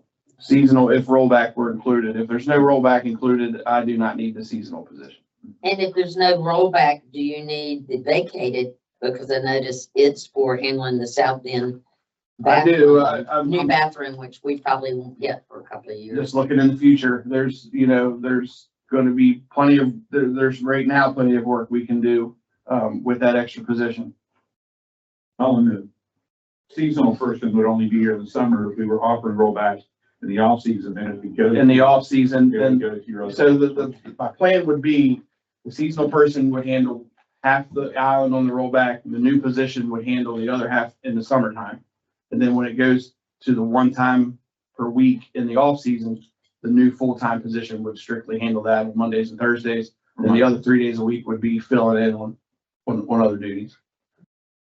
I do just want to mention too that, in the last couple of years, certainly since Tom's been here, Public Works Department has taken on a lot of additional duties that either weren't being done before or were being contracted out. So I know it sounds silly, but even before board meetings, they now wash the windows before each board meeting. I mean, things just as little as that, but there's a lot more maintenance that's been happening on town facilities and even around town, the beach accesses. They've been looking at each one of those and assessing what needs to be done, and then they take it in-house to have those things done. So I'll just say that there is a lot more happening within the Public Works Department that, again, wasn't even happening before at all, or was being contracted out. So that's just The pickleball court. Yeah. another example. Basketball Yeah. court. So, and also even with the discussion on stormwater, Tom's certainly a part of that, and his department has taken on a lot of that duties as well. And they've even offered to learn how to put the duck bills or whatever you want to call those things. Yeah. Hey, we can do that too. So they are going to take on everything that they can in order to not contract it out if it can be done through his department. And we did see the stormwater duct bills, what we think they are. Are they there? There are two there. One was buried, one was buried. 1.5. 1.5. That's the one that looks like someone cut off. Yeah, and then the other one had so many oysters on it, it couldn't close. So, I think maintenance on those may have a big impact on just our stormwater flooding. So we need to figure out trash to really address this. Mhm. But when we look at figuring it out, it looks like we Yeah. got a good place. We got I agree. To me, it looks, At least we got options. yeah. Are you planning to add the maintenance or repairs of the multi-use path in this year's budget coming up? Is that, I know it was removed last year, but it was in there a year before. Yeah, we actually got some numbers back right before this meeting, so I don't have anything together, but the plan is to come back to the board with the proposal of how much it would cost for each section and just find out where you'd like me to start. Would the Bobcat tool cap work to keep the sand off that path? Yes, just the sweeping aspect will. I think that's important. Oh, yeah. The second question, I noticed that you haven't spent any money on mosquito control this fiscal year. Yes, that's a yearly contract. That's contract with Pender County now. I think that's paid Yeah. in March maybe, so it just hasn't come out. It hasn't been paid yet. It isn't because it didn't happen. It's an annual bill. It comes, Yeah. and we don't do an accrual, we do a cash. They don't, if they're gonna let us renew that. that's Yeah. A pretty good deal. It's working great. Well, what this costs, yeah. Yeah. It's made the power and everything. And it's much more consistent. They seem to be very consistent. A little bit quieter than I.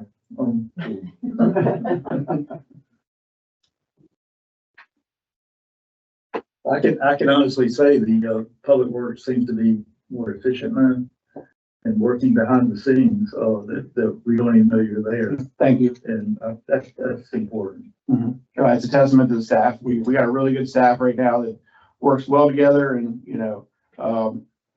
everyone has their level of expertise and they're willing to cross-train and, we seem to be getting a lot taken care of. And the accesses look nice. They do a great job on keeping, like the sound accesses. They keep them mowed, they keep them cut. Yeah. And our water's still running. Yeah, not much for that. I I'm know. glad you mentioned that. There's not much to mention on the, water system, for next year. The much anticipated new SCADA system is in production. You know, like I said, this isn't parts you pull off a shelf and they're ready to go. They have to custom build this for us. So they're starting to build the cabinets with the, all the, breakers and all that stuff in it. They're starting to program the actual, SCADA itself. The new chemical feed pumps to switch from the chlorine gas to the sodium hypochlorite are in play. We got the one in place here at Town Hall. We tested that. In the process, we got to submit to the state to make that switch.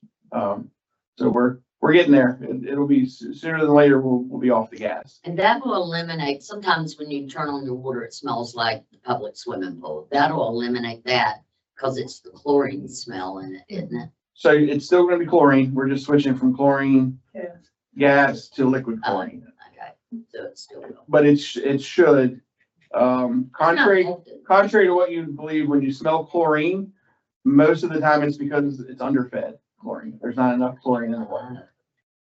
Doesn't make sense, but that's, yeah. I know when we did that water thing before, some of our wells, they came back and we did, and I think we did one of them when we cleaned went down and cleaned the filter or the. Yeah, so the last 2 years, we did, well number 4 last year. We did well number 2 this year. We plan on continuing. I mean, have we got that in the budget for this? Yeah, that'll be in the budget for, that wasn't a capital request. It'll just be in the normal budget. Plan is, then we'll move on to number 1, well number 1, then well number 5, and then we'll just start the rotation all over again. I plan on just having that a yearly budgeted item where we're keeping up with these wells. We're not going 15 years in between cleaning them, because if you recall, we gained something like 80 gallons a minute or something after we cleaned them. For failure, we thought we might have to. Yeah. In a situation where we're in good shape. Yeah, and in turn, that's less stress on the pumps, less lower electric bills. I mean, it's a snowball effect, really. We know now what we didn't know and what's gonna come bite us going forward and how to avoid that, which is huge. Yeah.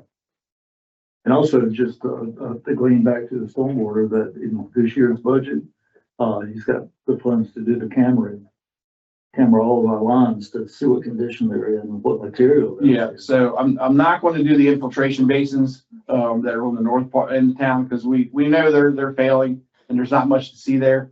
But we are going to have all the actual storm drains from every inlet to the outfalls cambered. That way we can know what's in the ground and then just take action. Curiosity, what does that cost? That is, I just got the quote back. It's $3,500 a day. And No. And this is money that used to be allocated towards cleaning the infiltration basins. Now that the DOT is doing twice a year. So we don't have to pay for that any longer. So I reallocated that towards this camera work. We're anticipating 2 days. So it'd be about $7,000, which we normally paid $12,000 for the cleaning of the drains. good, great.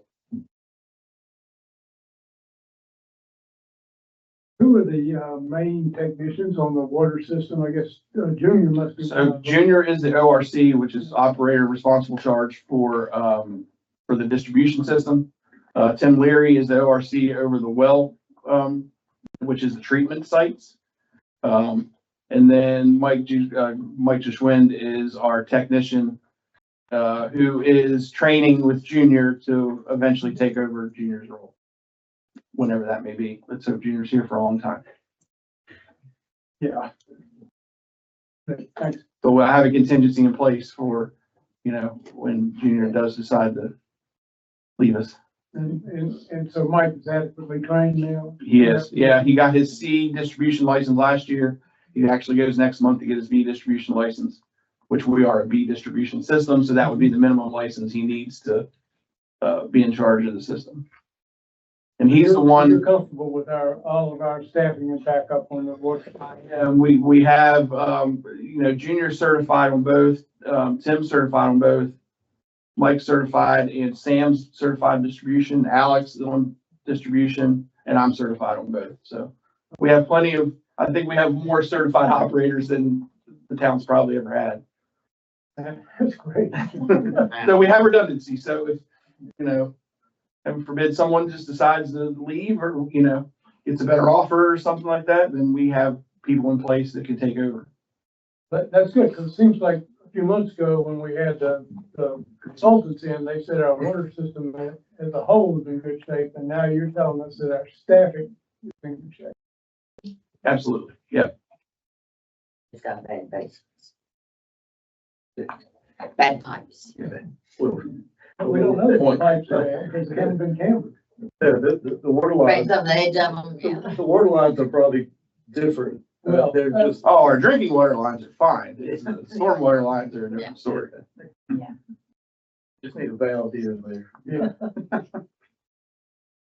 So, in your, review of some of the pipe in the ground, is it holding up okay? Yeah, we're in good shape. The one thing I think I've mentioned before is we have long stretches, especially on the north end of town, where there's no isolation valves. So we found that out during this hydrant project. If we're replacing a hydrant here, we may have to shut off 3 blocks worth of houses to isolate it. And that's one thing we're gonna work on, when we have the company, when we get to those, when they're replacing that hydrant, while we have the water shut off, we're just gonna install a valve. Just to add more redundancy, because the more valves, the better. We've also started a valve exercising program. That's another issue we've seen. We go to a valve and it's seized up, because who knows the last time that valve was turned. Yesterday we saw one of the grates, the drain grates, that's got a water line running through it. Correct. 2 years ago, that was identified as. Yeah, it was right after I started. Yes. That's around. Is there anything we need to be doing or are going to do? So we'll be able to move those in-house. There's 4 of those And relocate them out of the drain, out of. out of the drains. That would be, there's 2 options, and we have to work because it's in the DOT basin, it's in the DOT right away. We have to work with them on the solution. There's 2 options. Is we can go under, which isn't ideal. We can go underneath of the stormwater. We can't go around because of the location of the pipe. There's no way to go around that basin. The other option would be to encase the pipe inside the basin itself to protect it, which is an okay option unless you have to work on it and get to it. Then it would be a little bit problematic, but still would be a better solution than what we have now. So we're still weighing what the best option is for that. That could be a budget buster. No, with the mini excavator we have now and our staff training, we'll be able to handle that ourselves. Okay. Just the cost of the material. Just let DOT know that you're taking care of their problem. Yes, yes. Send them a bill, see what happens. That'd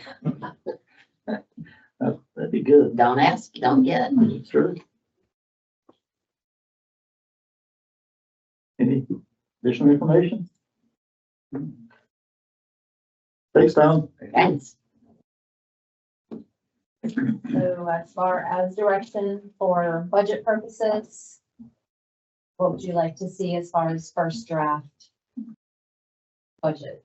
Well, they can always put in what he's asking. We can always take it out. It's not in there. We can't. Sounds like a plan. All right. Well, we really don't have any more for you this afternoon. Everything went so smoothly. Well, Yes, we do have lunch, but not till noon, so. Or 11:45. Specialist would be in there in the budget. I'm sorry? We're gonna put the seasonal specialist in the budget. I mean, I would leave them out until we figure out what we're gonna do about, and we won't roll back.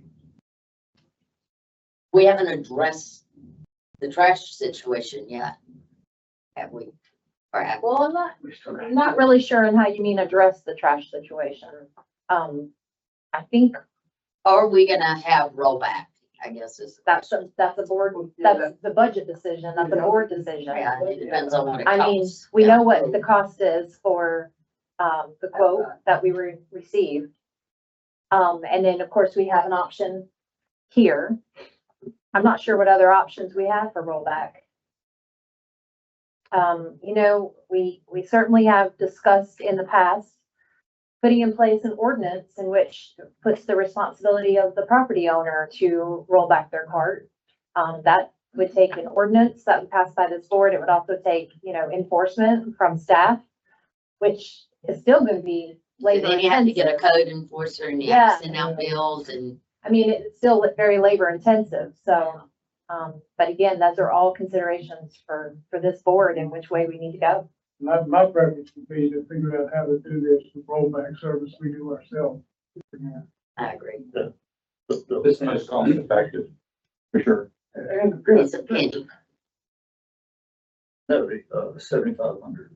Well, I'm saying it equates, when you add the seasonal in, it equates to a penny in tax right now. To do both. I mean, Yeah.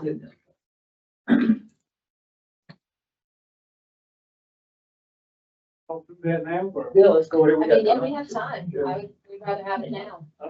It's appealing to me. I mean, some people So say we have rollback service. we'll have throwback clothes, but we can talk. We propose that would be seasonal during the summertime and, non-seasonal staff during the wintertime. That feels me too. I mean, Well, I think we'll do rollback. I think this is a better situation. I mean, they go out here and then private hire it. I mean, they didn't go next door, besides rather than sending it out, because from what I understand, those quotes y'all gave us before, it's gonna be a lot more than trying to do anything else. Yeah. Yeah. It was, and we, it's not gonna get any better. It's gonna stay just like it is. The carts are gonna be on the side of the road and you got an absentee owner that's gone home. This is their second home. It's gonna sit there all week until they come back. Yeah. And so, yeah, I don't think we're gonna see any improvement over where we're at today. So Tom, how do you feel about us going with a decision to let your team handle it with the seasonal employee? I'm okay with it. Like I said, it's not, wouldn't be my first choice to take it on, but now, given the option that this is what it would take for us to do it in-house. I mean, Because we have to add a whole So new you're- person. You're willing to take this on? I'm willing to take it on with the seasonal position and the other. And you add a full-time employee. The adding full-time employee, meaning replacing Scott, because he's going to a new. Because, yes. So he has to be replaced and then add a seasonal. And then add a seasonal employee. That's what it would take. So, or you can look at it another way. You're basically adding a mechanic. I'm adding a mechanic. It's really. Or look at it, we're Yeah. adding a new employee to handle the, Well, you're certified, but still we're adding a mechanic and a seasonal employee. We're creating a new position. Yeah. For a mechanic. and it happens to be an And it happens to existing be a- employee I have a- that we have to candidate back in-house to. that will move into that. And I also want to reiterate, even without Scott here, that position is still needed. If Scott were to leave a year from now, that would be what I would recruit for. This isn't, person specific. Yeah, he wants a mechanic. You're I want a that way, mechanic. Yeah. So a mechanic is, I'm guessing, all in 90,000 a year? With benefits and everything, just rough estimate. Yes. Yeah, so we're really, if you look at it, do we save that much not having to outsource? Then you also factor in time it takes for people. And getting it scheduled, it's like. It's scheduled, equipment's down, I mean, there's Generator contract.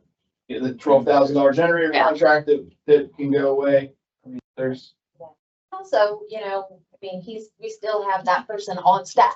Well, So, inconvenience. and there's other Yeah. stuff, like I said, he other can stuff still that do might- other might stuff. have to jump in but- with. The majority of his work is focused on, Are we currently under that Gregory pool agreement? yes. Okay, it ends So- this year. dropping that covers the salary grade change Yes. for that position. So basically, okay, For adding on vacation. that would have been the easier way to put it, is we really need to add a mechanic. We drop this contract, we save money, blah, blah, blah, blah, blah. And then it's just an open position. Yeah. What, Cause then you make it, you know what, I'll suck it up and take on the, pushback, rollback service. Won't need to add any staff, just a seasonal person. Yeah. Cause that's really what you're doing.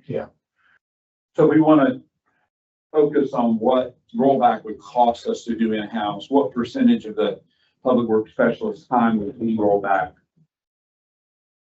Well, off-season, I mean, year-round, it's gonna be Monday and Thursday, or summertime, Monday, Thursday, off-season, Monday. Right. Half day. Again, that's kind of where. That's kind of what we don't know we don't exactly know what it looks like. I'm gonna say a full day. Yeah. I'm gonna guess, I would take, I'm gonna guess a full day.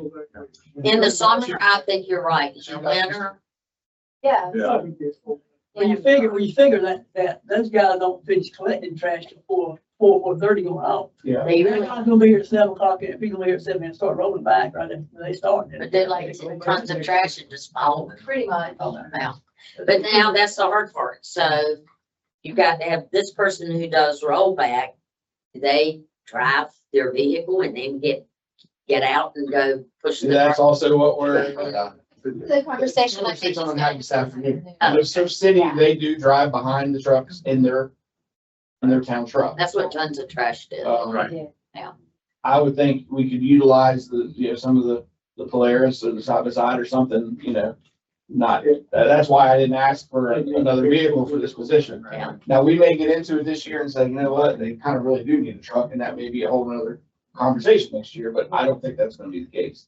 Yeah, I mean, we're kind of into the unknown right now. We're trying to gather facts from like, especially Surf City and how they do their program. But that's a whole different ballgame up there than it really is here. So, but this is kind of a new territory for us. So if you took 20% of the new person's salary plus the seasonal person, we'd be looking at 20 grand for rollback. More than 20%, it'd be 40% during, call it Well, 35 because you have them a day during the winter. So 20% during the winter, and during the summer, you're gonna have them 40%. will they need 2 days a week to do, because they'll have a seasonal person doing half of it? I don't But know. they'll have more cans. Yeah, say 30%. Say 30%, yeah. 30% plus the 7,500. What would that look like? 25,000 maybe? 30% of the public works specialist. Yeah, 21, you're looking at 30 grand. So the public works specialist. Yeah, I see where you're going. That makes sense. Is, Well, It's really 30 grand for pushback. to the other service, it's much less expensive. If you Yeah. just look at dollars. And you're getting more work out of the public works. And you've got specialist as well. You got flexibility with that. Yeah. And there's always vacations and people get sick and time Yeah. off. I mean, you can always grab a drill or a hammer and go to an access That and makes sense. You nail go down boards. There's always work to do. pushback service. yeah, the public works specialist position would be about 72,000. So 30% of that. With benefits? Yes. Okay. So, yeah. So 30% of that's 21,000, and then you add the 75, so You're right at 30,000. for And you pushback divide that service. by 1,300 or whatever the house number is. It's a lot cheaper than 1,300. other service. And again, you still have that additional body that can be moved to other, as needed. at other 13.55. locations. Yeah, there are Mondays this time of year where they are not gonna do it all day. Right. And, just like in every small town, we all wear a lot of hats. So whatever happens to be needed, they can always be obviously utilized within their department in other areas. It's not just that. So it's beneficial. Mayor, do we have enough understanding of what our desire is to let them know how to go forward with setting the proposed budget? I think so. You guys understand? We're gonna put $80,048 in here for the reclassification and seasonal person. That's based upon the 72,513.46 and the 7,535.50. And just for your edification, that 30,000, if you divide it by the 1,355 trash cans, Rochelle told me we have, trash customers, excuse me, that's $23. It's $2 a month. And you can't get a service for that. No. And plus we have 2 cars per. Some, at least at the minimum, because we have 400. recycling. Oh, you got recycling, We have yeah. recycling carts and some residents. And have 405 have 2 cars. Yeah. Christine, we were told, last year we did a grade, or, I mean, the proposal for our staff. Pay program, but we found through all that out, because we just didn't agree. I know we, at that particular time, we still would want to look at a different group. We were, it's like Sam's, those that are, we're behind with our, our pay grade for our firm. I lost it, what was our, we never had done anything else out there. We said, we were gonna look at going and look at maybe a different group to do that study. What was y'all thoughts? Well, we did do the pay study and classification study last year. Those were brought forth, but weren't adopted into the budget. We haven't done an updated version at all, so. Don't you get, what time of year does the salary study come out from the league? Yeah, we get those from the league. Is that March generally? And they're About pretty March accurate. Yeah, we get the league surveys in a lot of different areas, salaries being one of them. So we always look at those for sure. Yeah, last year we got it last minute. Yeah. It was kind of. Yeah, and I think, But we need to look at that too, right? there's a lot going on last year, but. We need to, we're looking at budget, what we're gonna do with that. I know that last year we kind of stayed like we were because we didn't agree with maybe some of the things that were in that. Sure. And of course, we look at, once the COLA numbers come out, we'll be looking at that. So that's one thing that we always try to keep current with other areas. And we will be doing that again. Again, those numbers don't usually come out till about March. Yeah. So, not really sure where they're at right now. But y'all will have that included in your budget. Absolutely. We will be putting them in That will as a cover draft. themselves. Guarantee it. And do you consider that our biggest expense? Salaries, Oh, it is. probably. Yeah. It is good. Yes, and we have benefits, the insurance costs. Those are, we all know that's not a secret. Everything's going up. So we're still waiting to hear those numbers too. That's gonna be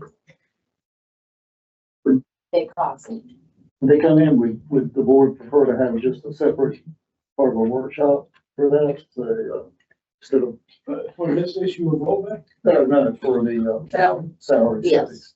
Well, we're not doing a study per se. Study, but Well, Salary discussion. discussion. Yeah. Well, I think, that's up to the board, but we can certainly discuss it. I would imagine we would be discussing that once we bring the first draft budget to you. That will have salaries in there that we can discuss. But we can certainly have something separate if you feel that's warranted. But I think part of what I was thinking, that before we had that plan, she was gonna kind of give us that particular program, gave us when somebody came to work, they say, this is where I'm starting.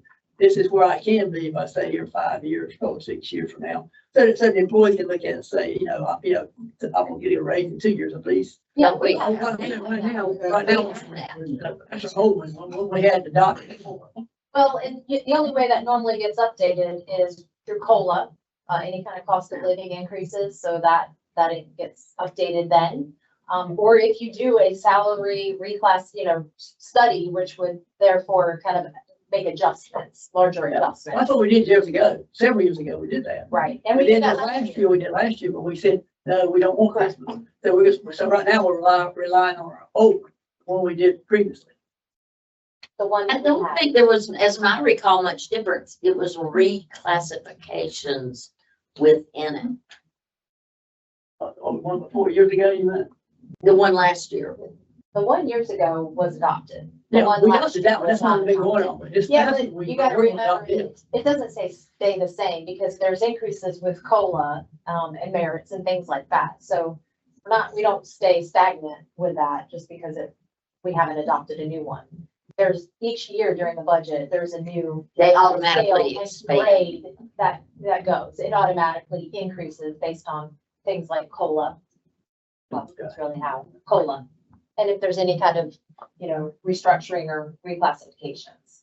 Like what you just did with taking an existing person and making them a mechanic. That goes to a total new job classification, which we don't have that classification, or do we? I've already written it. You just add it. Well, where did salary go? Didn't have it in there.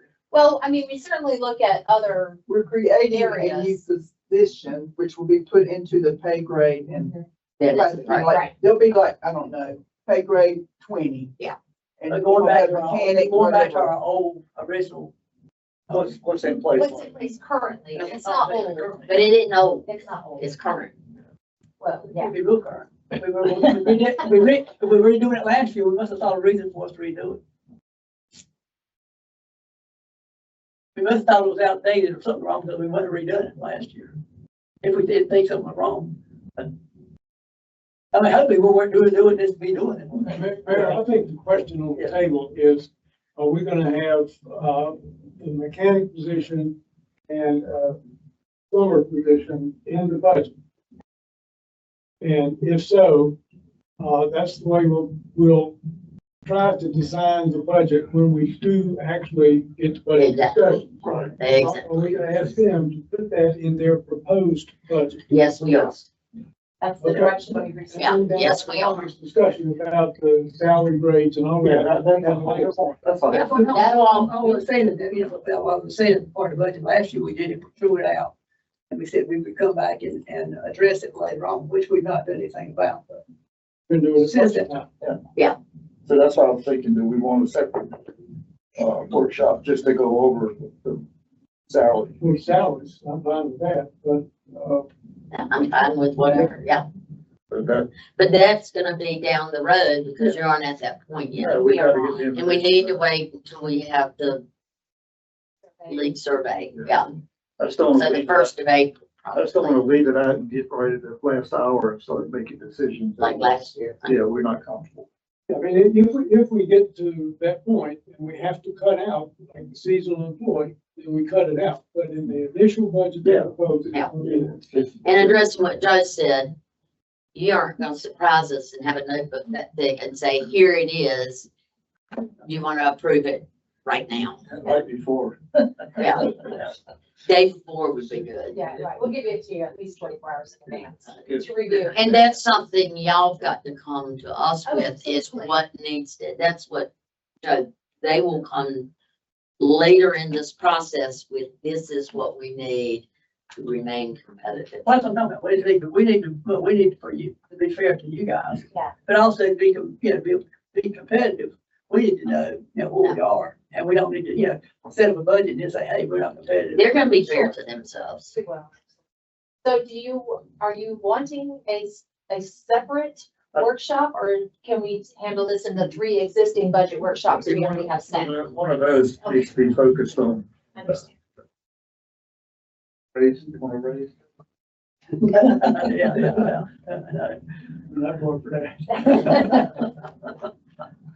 Well, we did We need talk to cut. about some adjustment to the board of commissioner and their compensation. I don't know if we talked about that during that same workshop. Yeah, that would be the right. place to Commissioner do it. Thomason and I talked about, because the mayor's responsibilities and time commitments are bigger, that the mayor should make more than the commissioners, and currently that we're all paid the same. And that's something the residents don't know. I didn't know till the election. I didn't know till I was a commissioner that commissioners got paid. And Rochelle asked for my social security number and I was like, gee. I-94. Rochelle goes, were you dumb enough to do this for free? I did not know how much we got paid. I'm really not that dumb, but this was not done for money. But the mayor and the commissioners all make the same amount. And let me tell you, the mayor does a whole lot more work than the commissioners do. Minimum wage. It isn't even close. It isn't even close. Let's. So that's something we will address in that workshop. Okay. That's budget neutral. We can absolutely do We can make it budget neutral. We're gonna make it budget neutral. Yeah.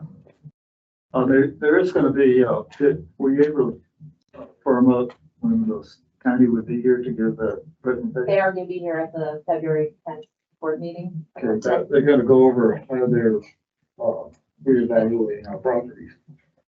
Probably won't give us numbers. No, they won't give us numbers. I want to make sure everybody So understands that. hopefully we get those numbers the end of January, so we aren't. They are sending out letters I said, apparently. last year when that guy came, he said it'd be January, There's February. something else. Yeah, I believe that the letters are going out because I believe we've already understood that at least one person has gotten one. So I How think bad is letters that are person? going out. I don't know that information. But when they come to the board meeting in February, they'll be here to make the presentation. It'll probably be 15, 20 minutes long. I'm sure they'll have, time for questions and answers.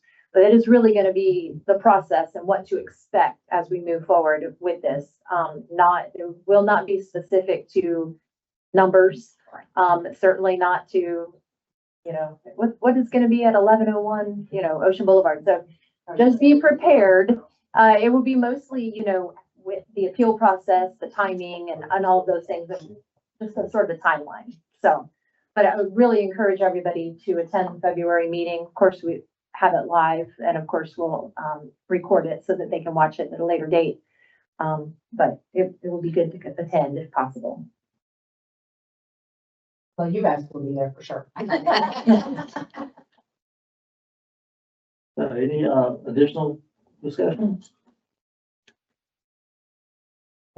Bring it up now. Anything you want to see for the board? I had one issue that came up, I guess it came up last year when I was not on the board, and that was a question about charging for parking during autumn and topsail on the ocean accesses. I think it wasn't changed, but it was not posted that way on their website.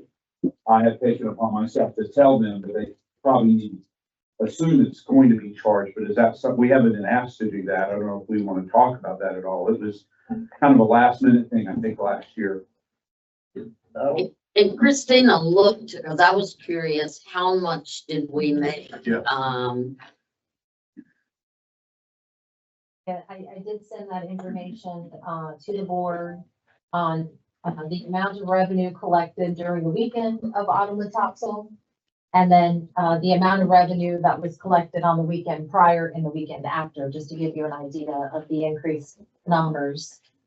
I guess I'm looking here.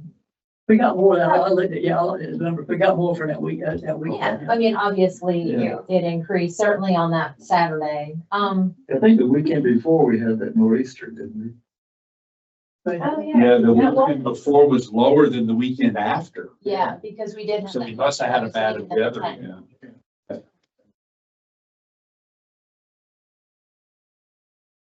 So, yeah, I mean, you can see that, I guess the weekend after, we would take that into consideration. That one was about 500 to 700. But looking at the weekend of autumn and topsail, we were almost triple that.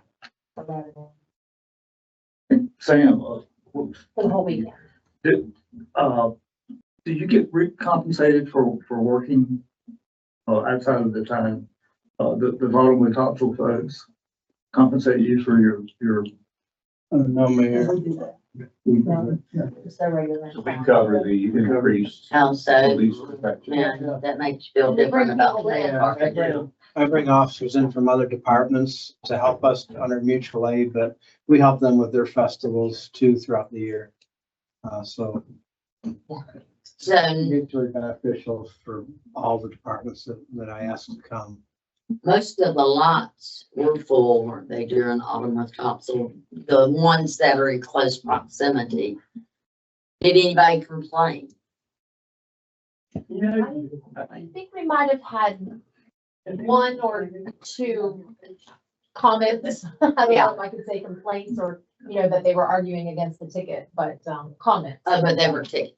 Well, I was against charging for autumn with topsail because I feel like we're inviting the public to come here.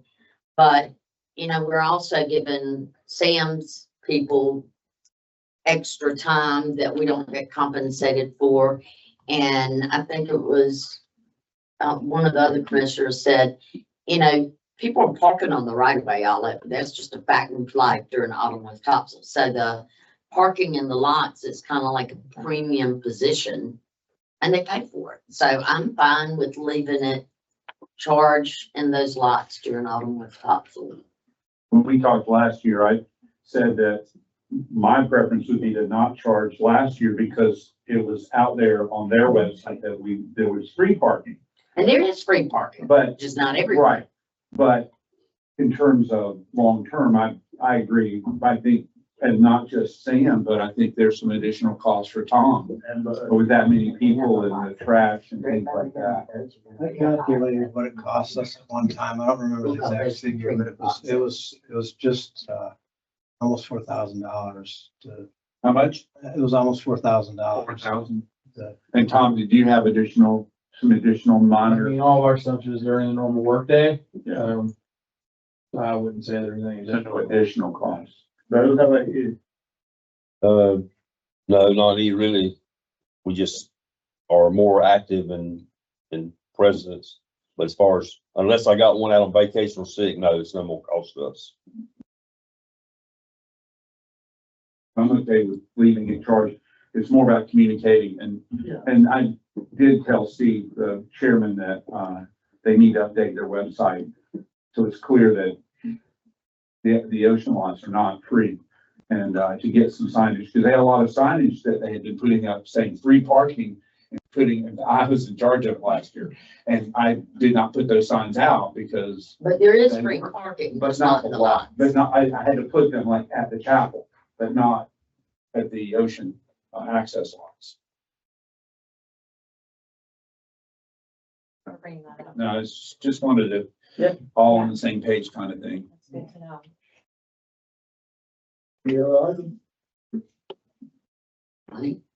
I was just gonna tell you, from what we heard this morning, the capital requests as they have been presented, which includes, under the beach management and tourism, the playground replacement, the fire department request as was presented, police as was presented, public works as was presented. And the $150,000 hydrant replacement comes out of the CIP fund. It doesn't come out of capital reserve. We have $727,621 in capital reserve right now. And if we take out those capital requests, it's $430,140. And so you'd be left with about $297,481 in capital reserve. Again, that's based upon what we heard today. So And what number is a comfortable number to have in capital reserve? it's usually the capital, most of the time, on the average, is somewhere around $350,000.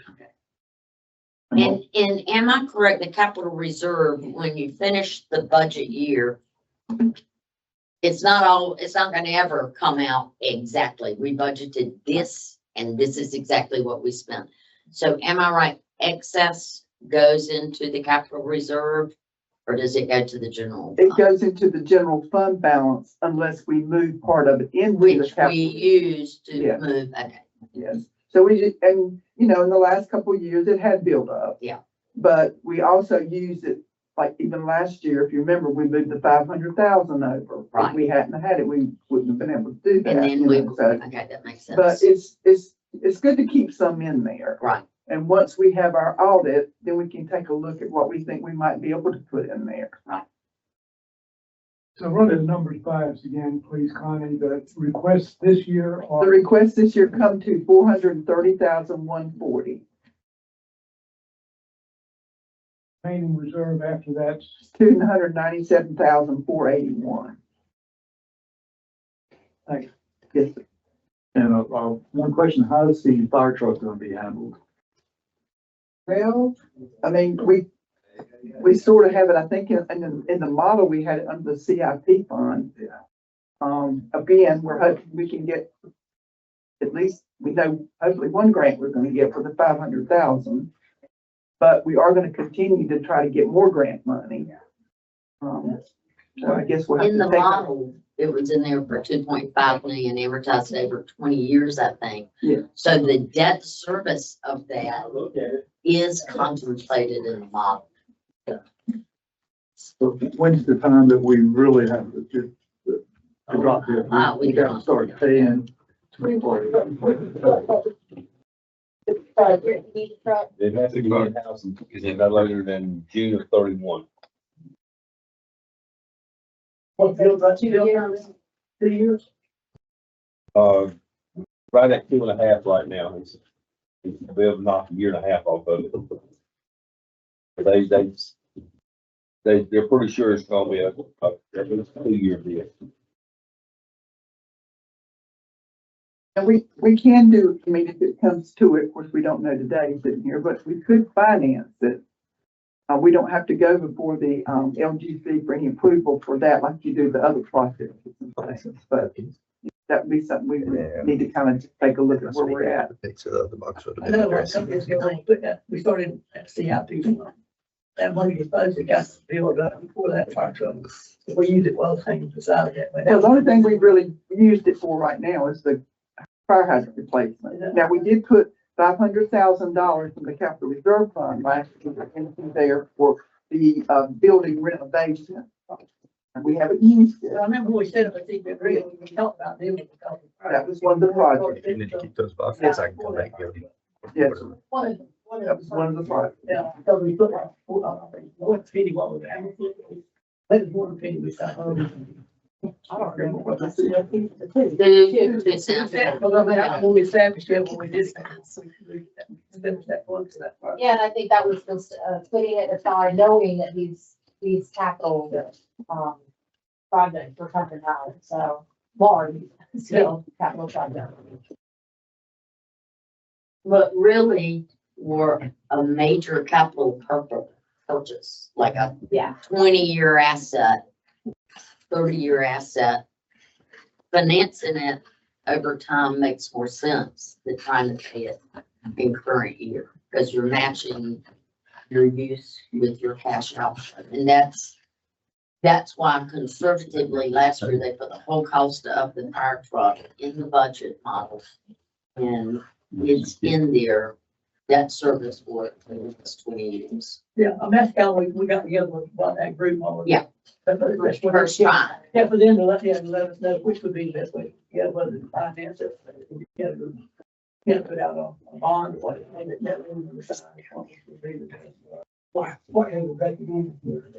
We're gonna do everything we can to find some more money. Yeah. I know that. I look every day, I'm finding it again. And, I do want to keep reiterating that, we don't know what FEMA's going to do. And with our possibility of not, if we have a storm, it's when we have a storm. And right now, in looking at some of the reports back from the western part of the state, FEMA's role right now is 17%.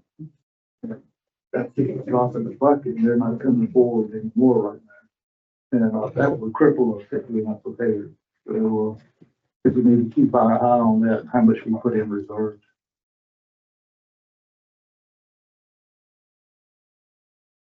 More item. So, I think we can have lunch and, we can adjourn now and not have to come back. Let's do adjourn. Have a motion in a second. All in favor? Adjourn. Thank you.